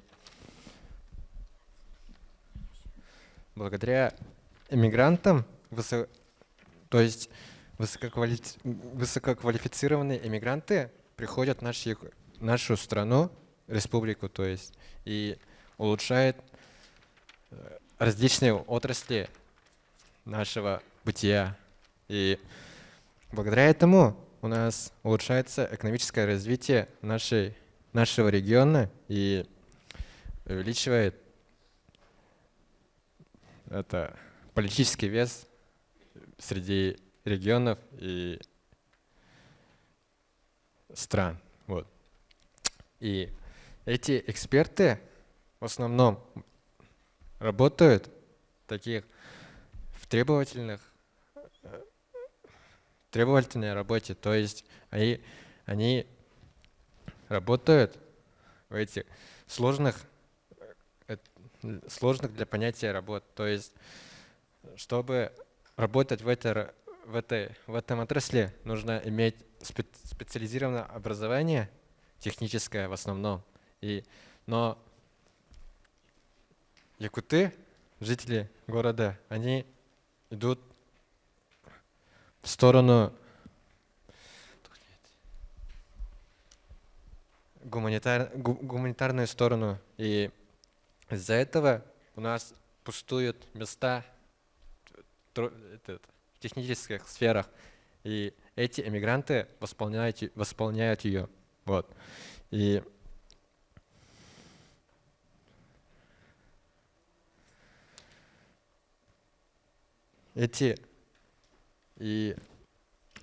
эксперты, иммигранты, иммигранты, они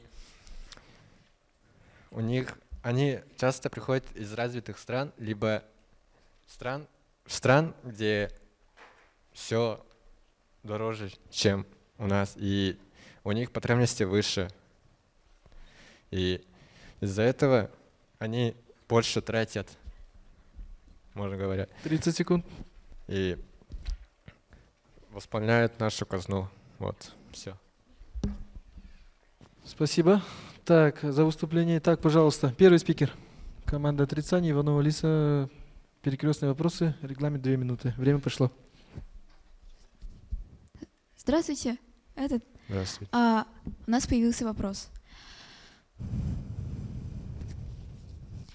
Вот что насчет мигрантов, у которых нет образования и у которых даже нет гражданства, получается, российского, чтобы они могли работать легально на какой-нибудь высокооплачиваемой работе. Вот что насчет людей, которые живут нелегально в нашей республике? И насчет них, вот, они восполняют, я же говорю, они восполняют технические стороны, либо эти трудовые, то есть имеющие работы, в которых нужна грубая сила и ничего больше, грубо говоря. И таким образом они делают строительство дешевле, например, и доставку там дешевле. Вот.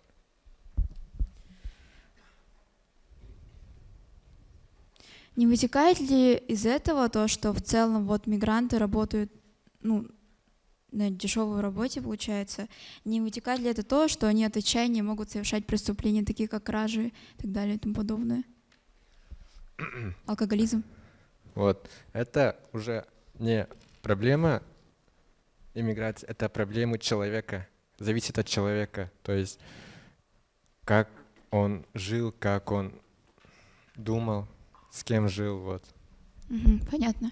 А что вы скажете насчет фиктивных браков ради гражданства? Это довольно интересная тема, и это вполне нормально, но из-за этого якутяне, сахалар, кайылдар. Время. Спасибо. Так, за очень хорошие вопросы и ответы. Итак, приглашаем, пожалуйста, второго спикера команды отрицания. Федорова Лилия, 10 Г-класс.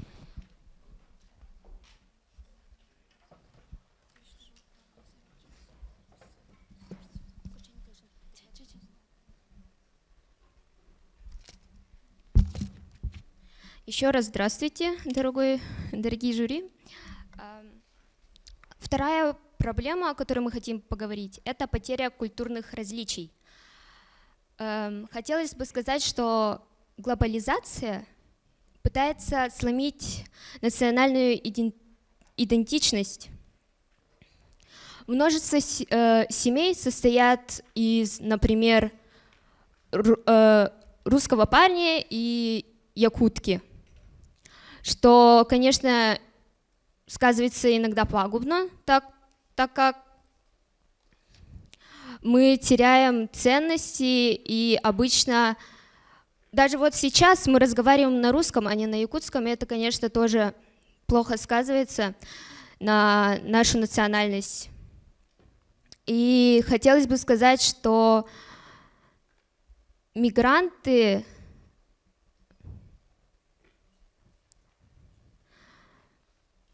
они не должны к нам приезжать, они должны остаться в своей стране, они должны быть патриотами и развивать свою страну. Вот.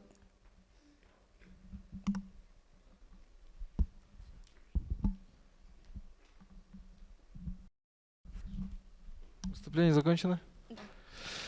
Хорошо, время минута 28 секунд. Пожалуйста, вопросы. Первый спикер, пожалуйста. Команда утверждений Григорьев Юрий. Время. Вы хотите сказать, что иммигранты, они должны оставаться в своей собственной стране, Вы хотите сказать, что они должны оставаться в своей бедной стране, голодать, умирать, страдать? Нет, мы тоже начинали с этого, мы тоже голодали, да, но мы тоже поднялись, и теперь мы являемся одним из министерств природных ресурсов, о нас знают, у нас много талантливых людей, и вообще Якутия сейчас развивается, и мы должны быть примером для других людей, также для иммигрантов. Да, но дело в... Пожалуйста, вопрос, конкретный вопрос. Сейчас.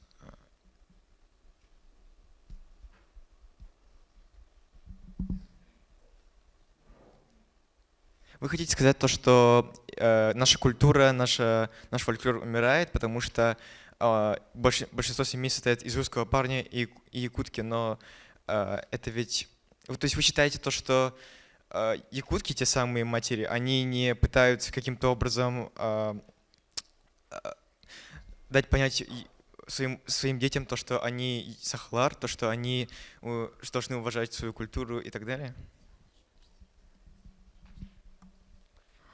В нашем обществе про это, можно так сказать, молчат, и об этом нужно решать не только родители, но и государство, школы, учреждения. Все должны стараться сохранить нашу национальность.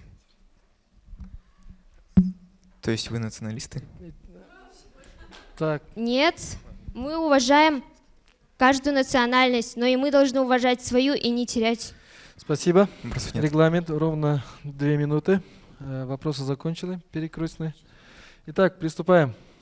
Точнее, завершаем, да, игру. Приглашаем третьего спикера команды утверждения. Напоминаем о том, что третий спикер одновременно поддерживает аргументы первых-вторых спикеров своей команды и отрицает, да, аргументы оппонирующей команды. Время. Всем еще раз здравствуйте. Я третий спикер команды утверждения, и я хочу сейчас обозначить наши точки столкновения. Да.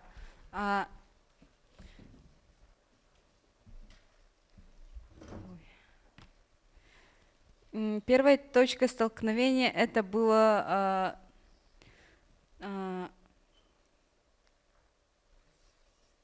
то, что забытие культуры. То есть наши оппоненты сказали нам то, что если к нам будут приезжать мигранты, то мы забудем на свою, то, что мы саха.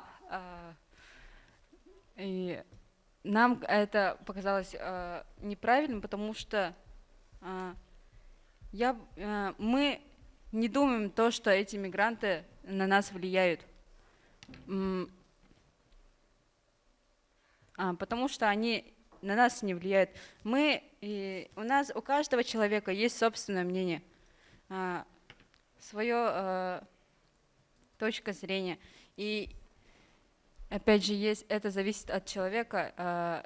Если он обозначает то, что он якут, и то, что он следует своим традициям и обычаям, то он не забудет никогда. То есть даже если мы сейчас стоим, выступаем на русском языке, мы не забываем, кто мы есть, из какого мы народа, какие у нас традиции и обычаи, и мы их поддерживаем. Также точкой столкновения являлась опять же, экономическое развитие. То, что мы сказали, то, что и мигранты, приходят высококвалифицированные мигранты и развивают нашу экономику. По-моему,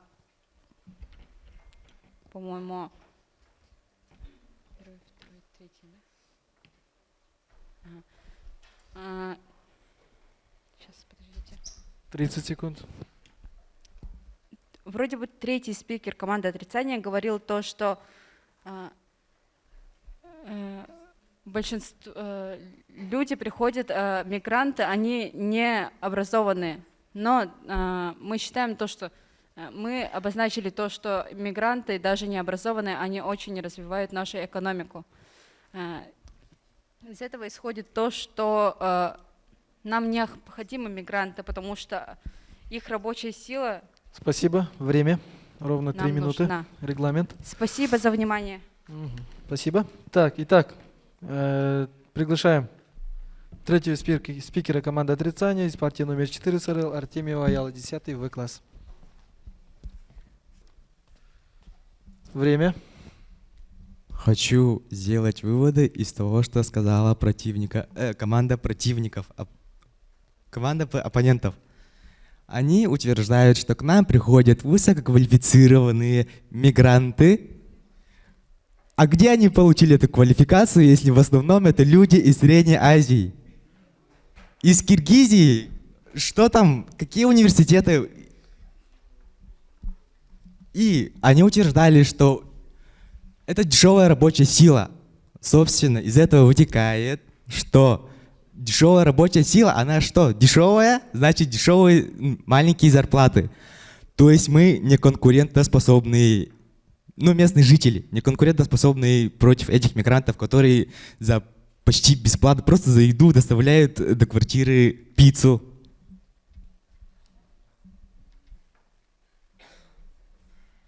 Вот, все.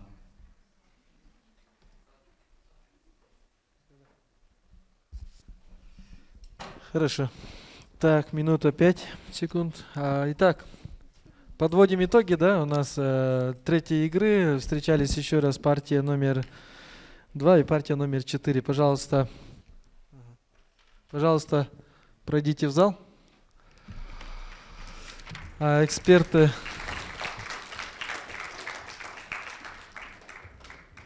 потом комментарии дадут, да, по игре. Хорошо. Итак, приступаем к самому, скажем так, волнительной, да, и долгожданной игре, да, за первое и второе место. Пожалуйста, итак, приглашается на сцену команда номер 1 Сайды, президент Алексеева Алена, и команда номер 3, партия номер 3, Самого, президент Сивцев Аралхан. Итак, у нас жеребьевка, командиры, пожалуйста, президенты, пожалуйста, сюда. Орел или решка?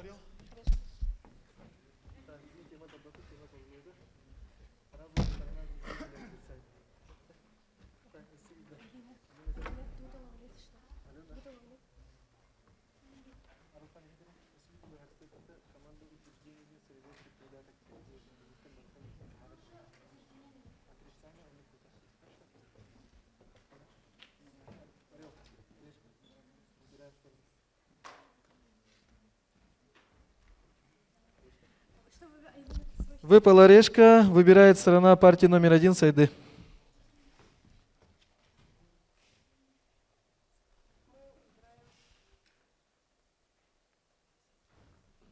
Утверждение единости вида сырьевого придаток ТИП, ТИП Россия все выкачивает.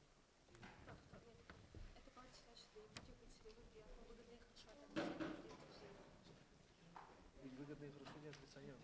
То, что Россия, в смысле, это отрицание.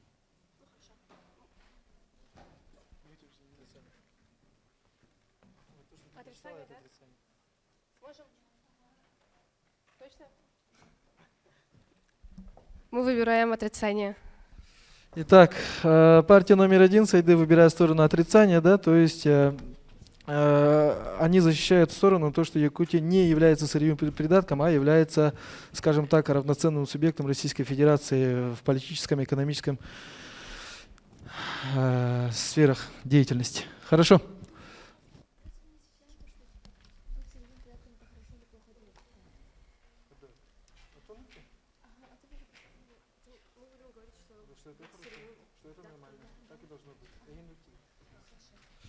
Итак, давайте начинаем четвертую завершающую игру финальную, да? Пожалуйста. Партия номер 1, спикер 1, Сивцев Аралхан. Партия номер 3, Самого, начинает игру. Первый спикер команды утверждения. Итак, время. Добрый день, уважаемые судьи, команда отрицания, моя команда и зрители.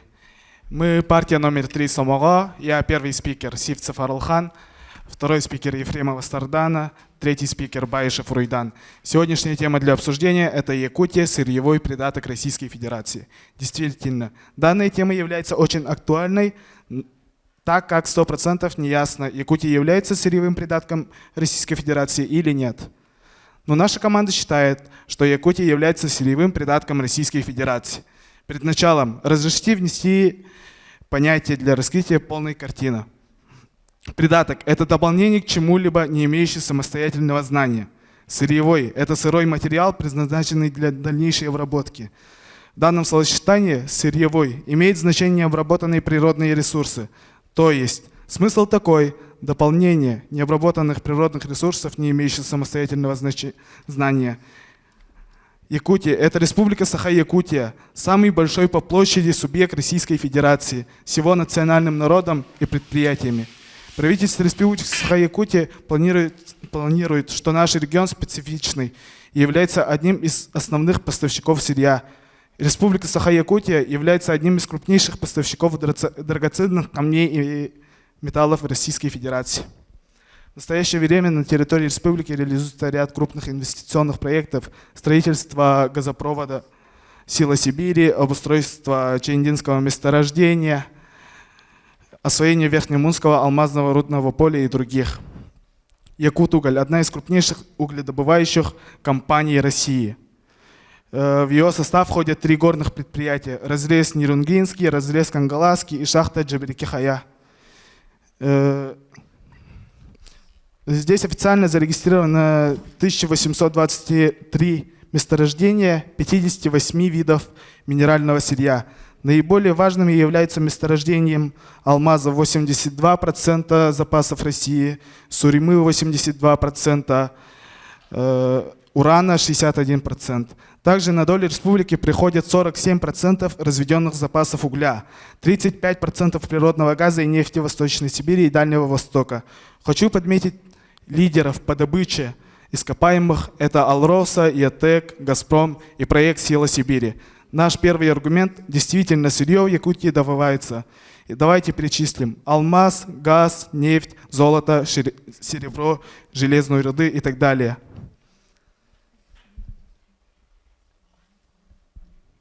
Все.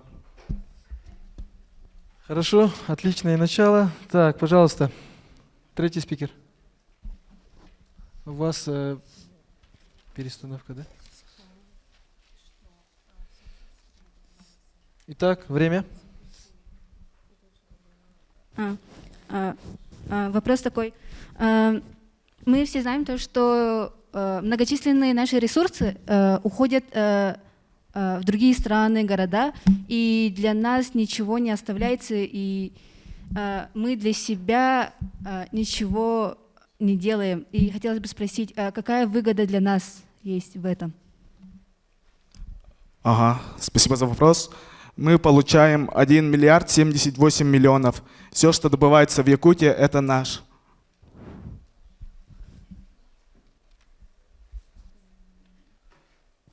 Хорошо. Следующий вопрос. И уточнить про «Силу Сибири». Не разве то, что он лишь проходит через нас?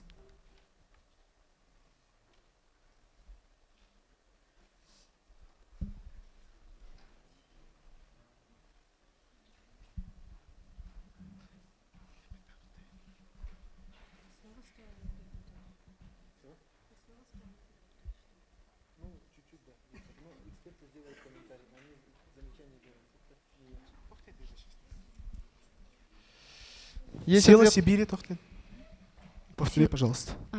Разве не то, что «Сила Сибири» только проходит через нас? Это хорошо или плохо? Вы должны были говорить, что это плохо быть сырьевым придатком. Итак, вопрос есть? Ответ есть? Точнее, ответа нет. Хорошо. Спасибо за вопросы. Можете садиться. Итак, пожалуйста, приглашаем первого спикера. Команда отрицания. Алексеева Алена, команда партии номер 1 Сайды. Время.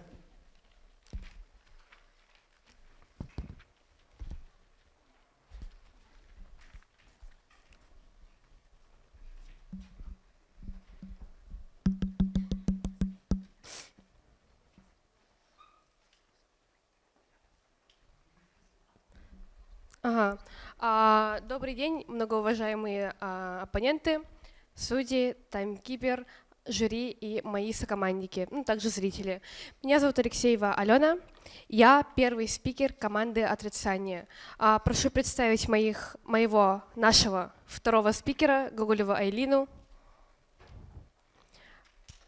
Третий спикер Фомина Кристина.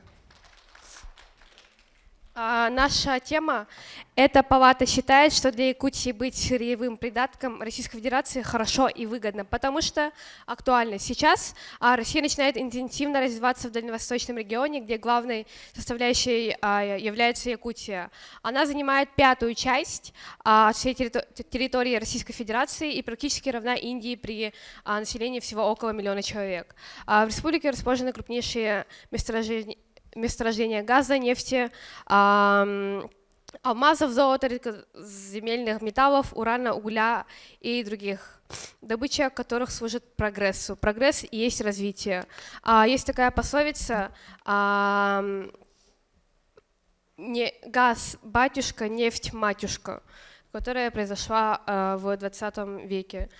Вот. Наши дефиниции, мы принимаем дефиниции наших оппонентов, но, скажем, самое главное. Первая дефиниция – сырьевой придаток – это конспирологическая характеристика России и некоторых других стран, основой экспорта которых является продажа природных ресурсов. То есть это территориальный уровень добываемости природных ресурсов у разных стран, ну, в том числе у нас в России. У нас тема сужена до Республики Саха-Якутия, значит, Республика Саха-Якутия является сырьевым придатком. Вот. Наш первый аргумент звучит так. Якутия, являясь сырьевым придатком Российской Федерации, развивает транспортную, ресурсодобывающую военную инфраструктуру не только Российской Федерации, но и Арктики, потому что Якутия и ее улысы относятся к Арктике, к арктической зоне и к КМНС. КМНС – это коренные малочисленные народы Севера, дефиниция была введена. То есть партнерство и экспорт помогают улучшать условия жизни самого региона, ведь ради того, чтобы добраться до самой Якутии, мы сами понимаем, нам нужно построить дороги. И вот то, что мы являемся сырьевым придатком, помогает нам строить дороги железные, ведущие в Восточную Сибирь, и через Восточную Сибирь и через всю Россию и другие страны. Прогресс и есть развитие. Далее, ссылаясь на наш первый аргумент, идет второй. Укрепление Республики Саха-Якутия и повышение ее значения для федерального центра. То есть, экспортируя и устраивая торговую связь Якутии с центральными регионами, республика обретает некую независимость, способность конкурировать и торговать. Устанавливается автономность, которую мы так хотели у себя в Якутии в начале 1990-х. Время. Спасибо за внимание. Спасибо за выступление. Пожалуйста, вопрос.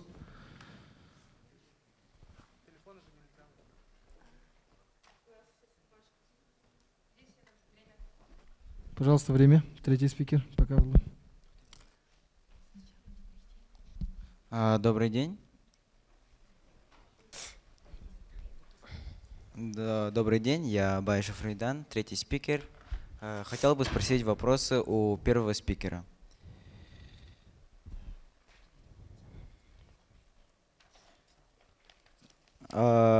Сколько процентов получает республика от этих компаний?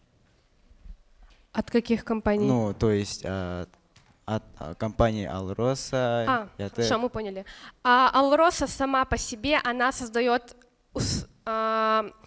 новые рабочие места, дает нам новые школы. То есть в республике несколько школ, которые построила Алроса в самих тех же арктических регионах. То есть, где, ну, сырье, которое мы продаем, почти 2 миллиарда рублей. Ну вот, Алроса дает нам почти 2 миллиарда рублей. Это достоверный факт, который нам только что донесли. Ну, также в целом, еще раз повторю, Авроса и разные компании открывают новые рабочие места. Ну, посмотрите также, люди работают на Авроса, получают за это зарплату, идут работать в селах, чтобы получить и развить селы с помощью того, что Республика Саха-Якутия является сырьевым придатком. Поэтому самое главное — это школы, больницы и культурные помещения, которые строят Авроса и другие компании. Так, Можем комментарии привести. дадут эксперты, пожалуйста. Следующий вопрос другого формата. Вопросов нет. Спасибо. Закончились. Спасибо за выступление, и вопросы и ответы. Итак, приглашаем, пожалуйста, второго спикера команды утверждения.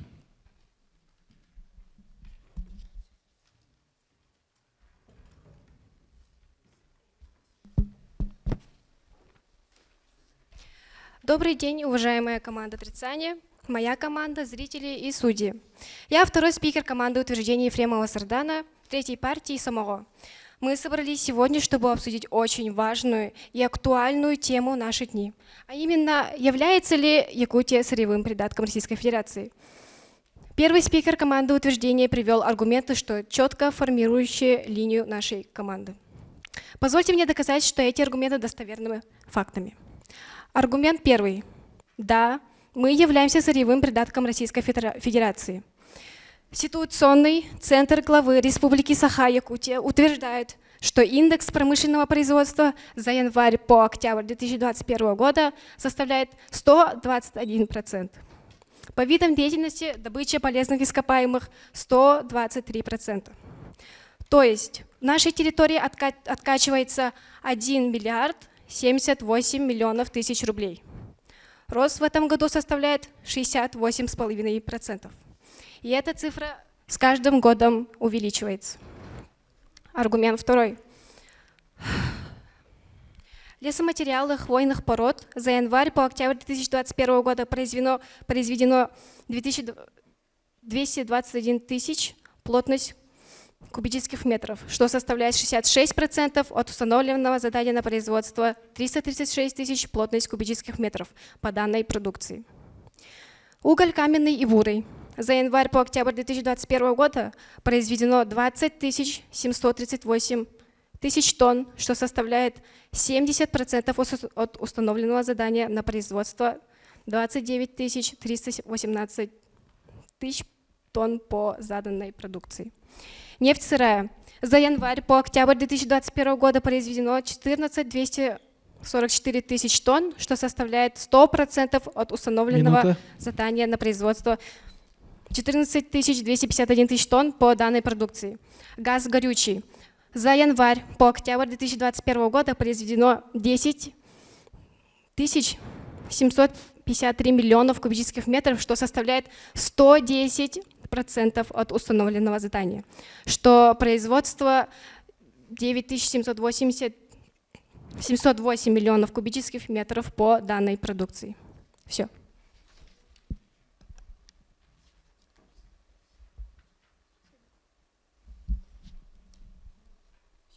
Все. Да. Хорошо, спасибо. Время 2 минуты 37 секунд. Пожалуйста, вопросы по выступлению. Первый спикер, пожалуйста.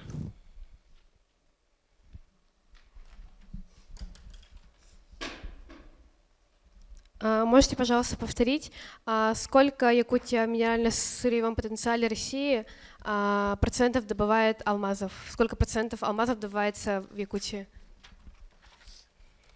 82%. Ага, спасибо.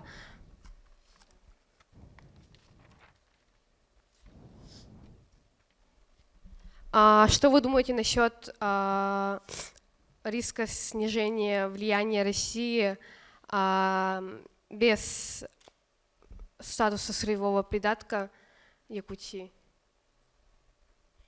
Я не расслышала вопрос. Что вы думаете насчет того, что есть риск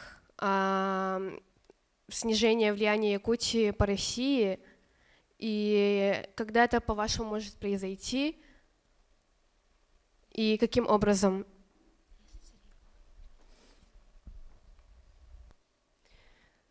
Мы считаем, что у нас по всей России добывается 82% алмазов. И оно не заканчивается, пока мы не будем отставать от России и как-то занижаться, потому что большее количество алмазов добывается у нас. Ага, хорошо, спасибо. Еще один последний вопрос. Как вы думаете, когда все наши ресурсы истощатся? В каком времени это произойдет? Просто сейчас очень большие цифры идут. Как думаете, какая будет ситуация через, скажем, 10 секунд. 100 лет? Наши компании очень правильно пользуются нашими ископаемыми, что мне кажется, то, что в ближайшие 10 лет это точно не закончится. Спасибо. Регламент. 2 минуты 11 секунд прошло.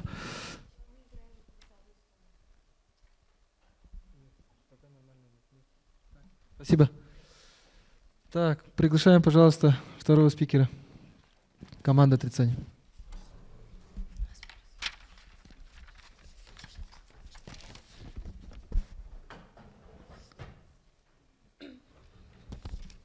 Добрый день, я второй спикер команды утверждения Гоголева Илина. Буду подтверждать аргументы первого спикера Алексеевой Алены, что быть придатком сырья для Якутии это выгодно. Якутия – регион с высоким уровнем природно-ресурсного экономического потенциала. Основу экономики Республики Саха-Якутия составляет промышленность, развитие которого связано с освоением природных ресурсов. Якутия в минерально-сырьевом потенциале России составляет по алмазам 82%, по золоту 17%, по урану 61%, сурме 82%, железным рудам 5%, углю 5%, олову 28%, ртути 8%. Имеются значительные запасы редкоземельных элементов серебра, свинца, цинка, вольфрама и так далее. Вплоть до последних элементов таблицы Менделеева. В республике порядка 500 разведанных месторождений каменного, бурого и кассующихся углей. Районы залегания нефти и газа охватывают практически всю юго-западную часть республики.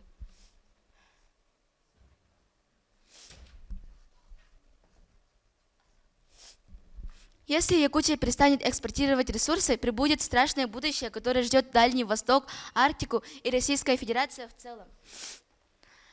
Якутия – связывающая часть Российской Федерации, которая движет Российскую Федерацию к развитию. Без нее Россия стала бы державой третьего мира. Вот жилья уменьшится. Второе, зарплата будет только на 12% больше, чем по России.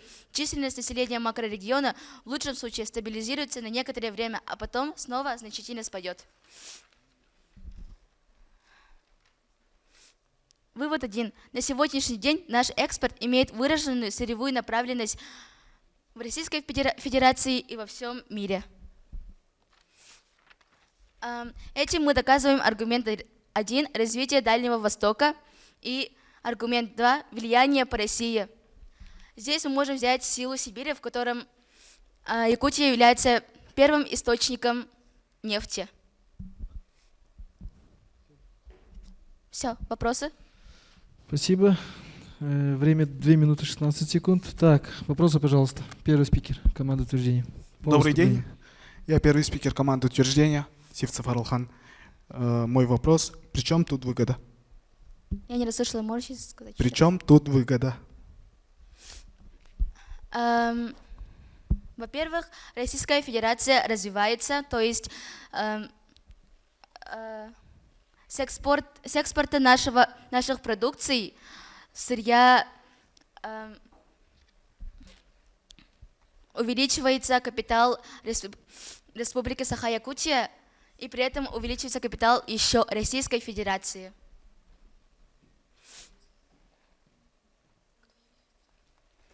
Еще строятся, как сказал первый спикер нашей команды, железные дорожные дороги, которых 10 лет назад не было, к сведению. Кто владеет этими компаниями?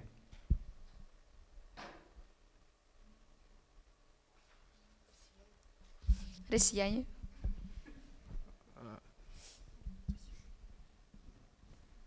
Еще вопросы? Все. Спасибо.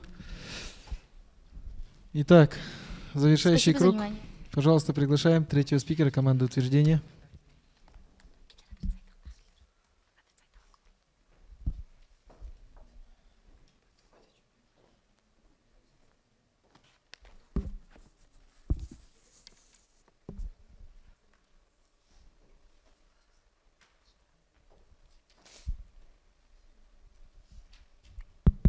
Так, добрый день, уважаемая команда отрицания, моя команда, зрители и судья.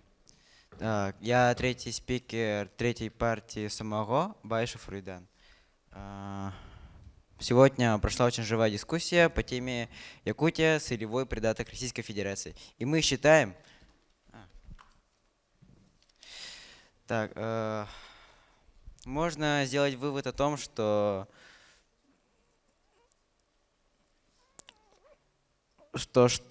утверждение о том, вместо 2 миллиардов в общем дохода составляет 1 миллиард 78 миллионов рублей.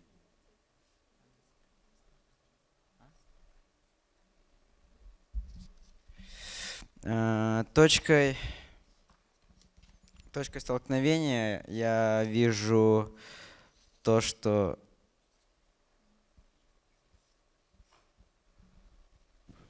Пожалуйста. Подождите, мы же утверждаем, а почему они тоже говорят то, что для Якутии это выгодно? То есть вы должны были отрицать. Так, еще раз давайте успокоимся, внимательно слушаем. По теме Якутии сырьевой придаток, да, команда утверждения доказывает то, что Якутия отдает огромное количество сырья, да, понятное дело, именно в денежном масштабе и так далее, именно в плане капитала, и то, что это отрицательно сказывается на республику. Сторона отрицания должна утверждать то, что, скажем так, являться сырьевым придатком является абсолютно нормально именно в правовом положении. Я понятно объяснил?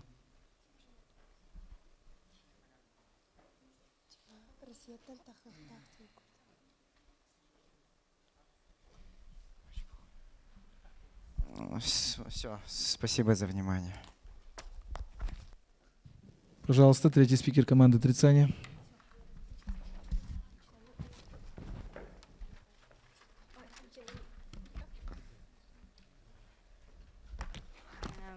Еще раз здравствуйте, я третий спикер первой партии Саиды Фомина Кристина. И учитывая то, что мы играли за одну сторону, у нас были непонятки, мы в точности не можем прокомментировать нашу ситуацию. Пожалуйста, делайте конкретные выводы по своей стороне. Остальные комментарии будут давать эксперты. Спасибо. Ага. И для нас это должно быть выгодно, потому что с тех времен, когда мы стали проводить «Силу Сибири», разные ресурсы дохода нашей стране и другим странам, и так как мы являемся одной из самых основных точек, для нас это очень хорошо влияет, так как в нашу сторону правительство будет хорошо смотреть, тем самым у нас будут появляться быстрее железные дороги, которые, кстати, уже проведены и проводятся до сих пор. Также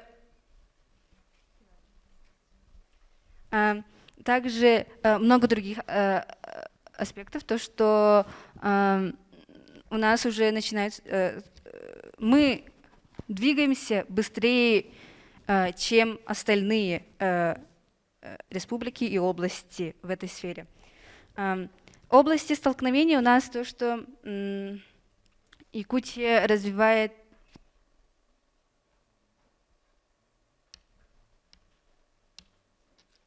Вот. В том, что через Якутию мы развиваем не только себя, но и нашу страну, так как считается то, что мы все равно входим в нашу Российскую Федерацию, и мы не должны присваивать какое-то звание только себе, должны гордиться тем, что мы проживаем в России, так как это все равно наша страна.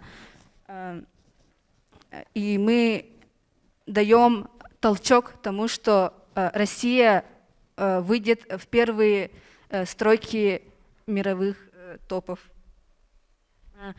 Вторая область точки столкновения. 30 секунд. Чем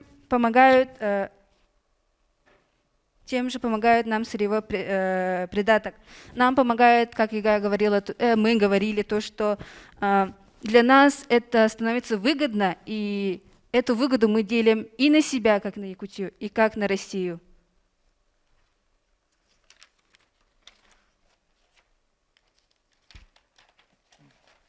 Время, спасибо. 3 Спасибо минуты за регламент. внимание. Итак, финальная игра сыграна. Сейчас эксперты, уважаемые жюри, да, судьи вынесут решение по баллам. И так же, как и в первых играх, ждем хороших комментариев. Итак. Так, ну наступил волнительный момент подведения итогов. Значит, действительно немножко как-то долго было, да? Утомительно, устали все. Хочется всем сказать спасибо за терпение, за поддержку команд, которых вы представляете. Это действительно показывает ваше желание и поддержку той команде, в которой вы состоите. Да, в этом и заключается, наверное, командная игра и командная поддержка. Значит, итоги у нас получаются следующими.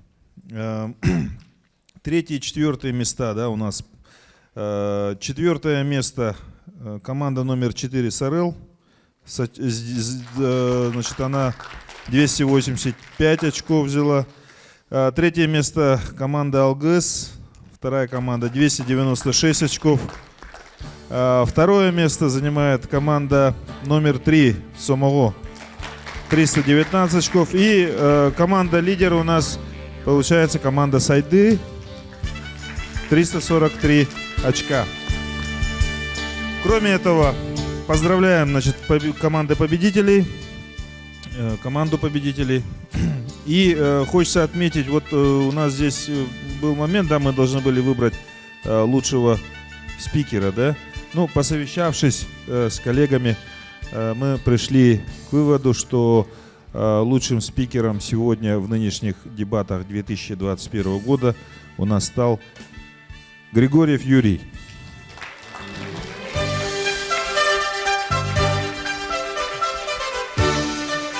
Так. Юра, пока сядь, пока сядь. Значит, теперь, что касаемо тоже замечаний, да, я небольшой тоже спич скажу, да, здесь. Вот касаемо конкретно по темам, которые вы выступали. Ну, во-первых, тоже вот не было услышано то, что если мы действительно сырьевой придаток, да, наша республика, что необходимо сделать для того, чтобы мы не были сырьевым придатком в республике. Понимаете? Это же, в принципе, каждый день по телевизору это говорится. Если вы внимательно слушаете, очень много правительства наше, да, во главе с нашим Илдарханом, в принципе, это говорят всегда.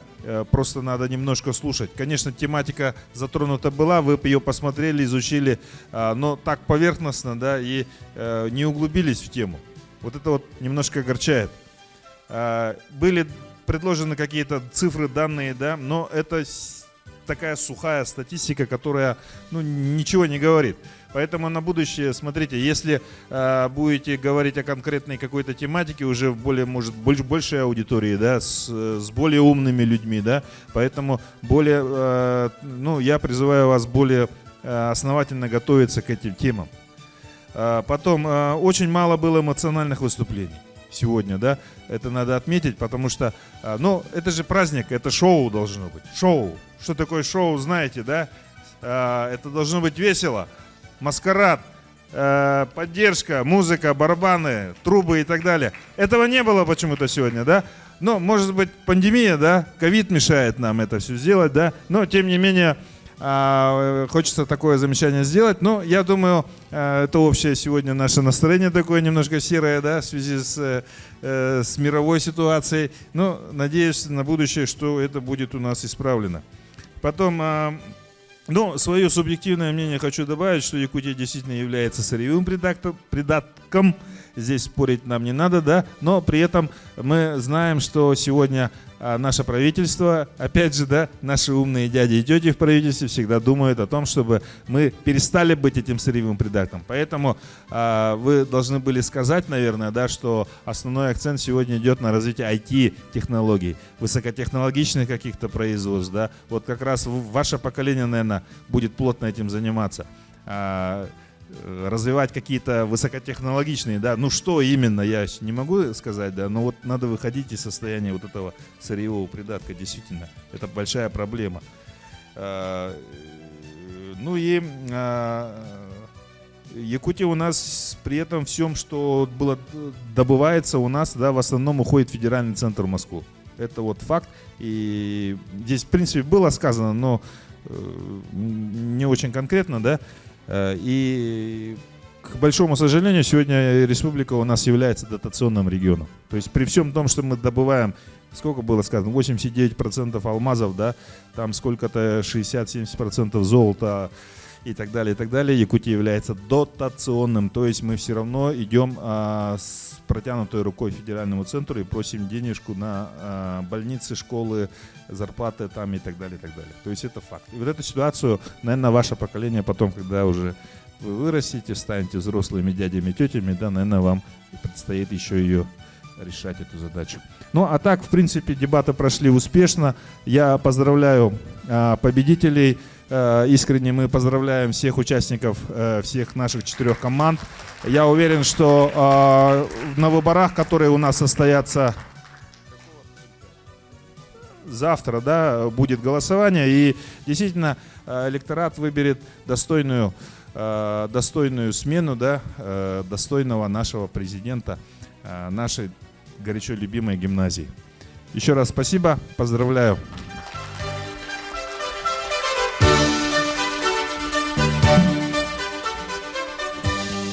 Уважаемые участники, зрители, на сегодня у нас игра закончилась, да, были разыграны 4 темы. Спасибо за внимание.